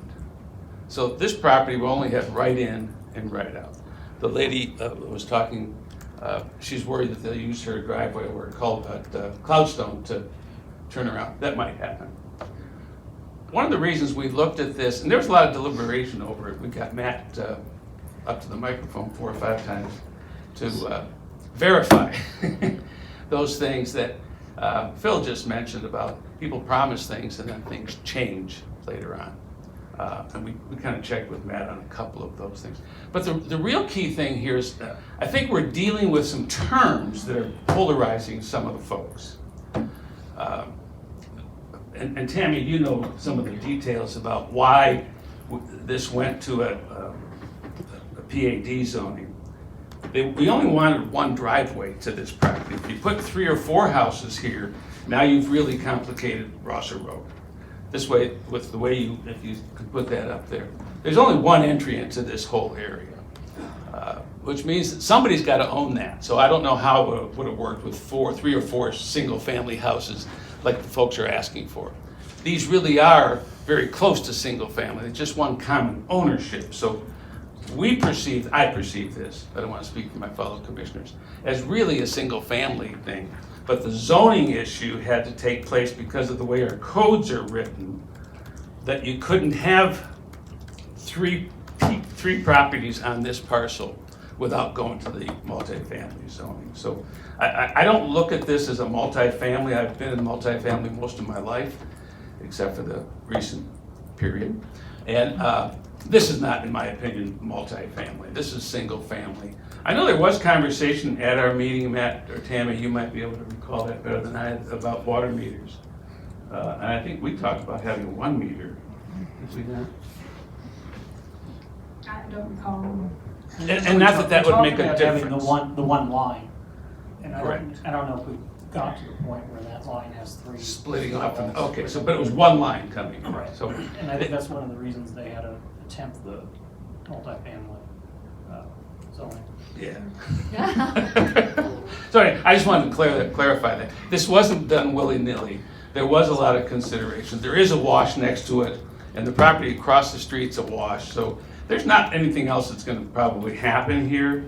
And I know I didn't look at this as multifamily as much as I did. Because the lots in Cloudstone, you could probably get 4 or 5 of them in this parcel, based on the lot size. So it's not as big an impact as the definitions may sound. So anyway, thank you. Thank you, Mr. Mayor. Mayor, could I ask Ken Christian? Cloudstone actually looks over. Correct. This lot. I'm going to tell you it's probably 40, 50 feet above. Okay. It's a guess. Thanks. But it does look over it. Thank you, Ken. Thanks, we good dancer too. Thank you. You are too. Councilmember Rusin. I'd just like to make a few comments. Thank you. It sounds like we're trying to put a round peg in a square hole.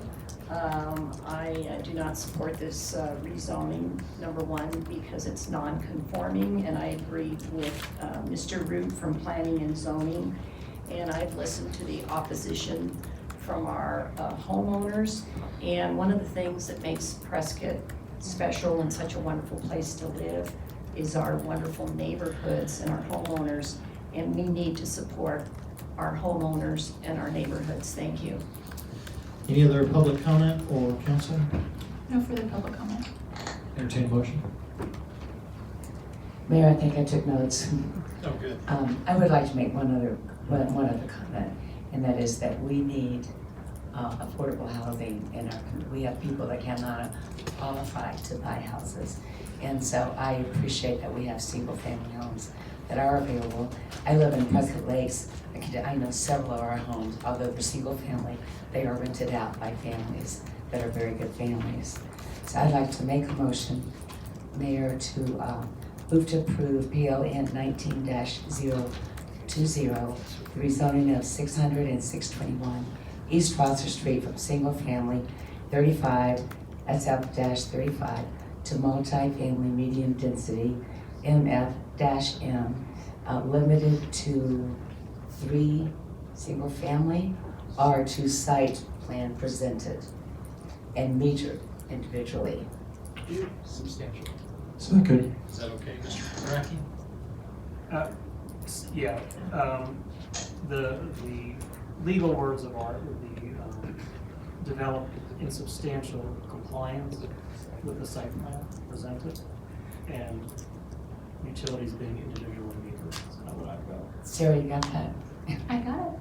You want to just read it, and then if you think I got it Sure, right, you please do. just. I just said, that's it. So it's move to approve PLN 19-020, rezoning of 600 and 621 East Rosser Street from single family 35 to multifamily density, subject to the property being developed in substantial compliance with the site plan presented and requiring utilities to be individually metered. Perfect. Second. We have a motion and a second. Before we vote, Councilwoman Scholl, do you have a comment? Thanks, Mayor. I just kind of wanted to echo a little bit of what Mayor Pro Tem was saying. I think the term affordable housing comes with a lot of negative connotations. But the reality is housing in Prescott is very expensive, and there are professionals in our community that cannot afford to buy a home. So just saying, we need affordable housing, I think comes across negatively, but we need housing for families, for our teachers, for our own firefighters, our own police officers. I live in a community that's a lot of mix of homeowners and rentals, and for the most part, it's pretty peaceful. And I have a feeling that the developer will keep up the homes pretty well. And I think that this is an opportunity and, like Councilman Blair said, kind of a unique solution and an infill project. So I think it's all in all, a benefit to our community. It's to his benefit to keep him looking nice. As far as I'm concerned, with Dr. Ascari doing what he's doing and bringing in specialists from all over in Embry-Riddle, those are prime places for professionals that come in and transit, move out, that will keep them looking nice, I think. All right, any other comments? If not, we have a motion and a second. Please vote. Passes 5-2. All right, let's move on to item 10E, please.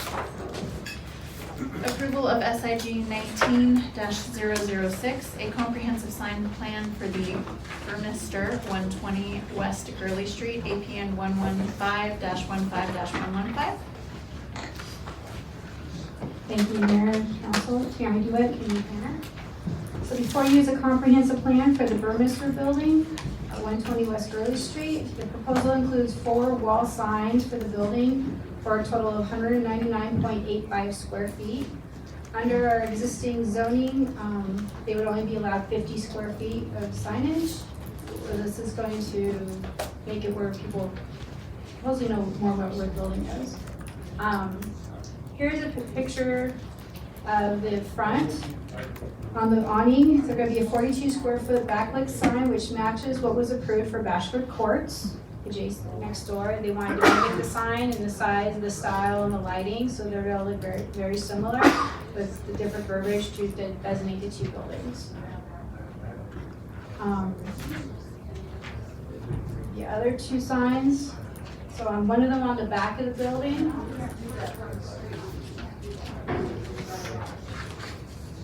so this one will be 33.3 square feet. This one on the east side of the building will be 33.3 square feet. And the other one that was added at the meeting, it's there, is on the back over the back door. This is going to be considered an entrance. They're redoing the building, and this will be now an entrance from the back, similar to what we see next door at Bashford Courts. And this one is 11.25 square feet. This was heard by the Historic Preservation Commission, and they unanimously approved the application. And then our Planning and Zoning Commission also unanimously approved this application with the 4 signs. And that concludes my presentation. I'm free to answer any questions that you have. All right, thanks for hanging with us here. Questions, comments from the council? Councilwoman Scholl. Is it Burmester or Burmeister? I've always pronounced it Burmeister. Does anyone know? It's kind of a Prescott thing. Okay. Yeah, it looks like Burmester, but it's Burmester. I'm being corrected, Burmester. It's Burmester? Phonetically, it's Burmester. Other. And that's per Elizabeth Ruff. Oh, Yeah, there we go. That is the authority. Other questions, comments from the council? Public comment? No, Mayor. Entertain a motion. Mayor, I move to approve SIG 19-006, a comprehensive sign plan for the Burmeister. Did I hear a second? Second. Motion and second, please vote.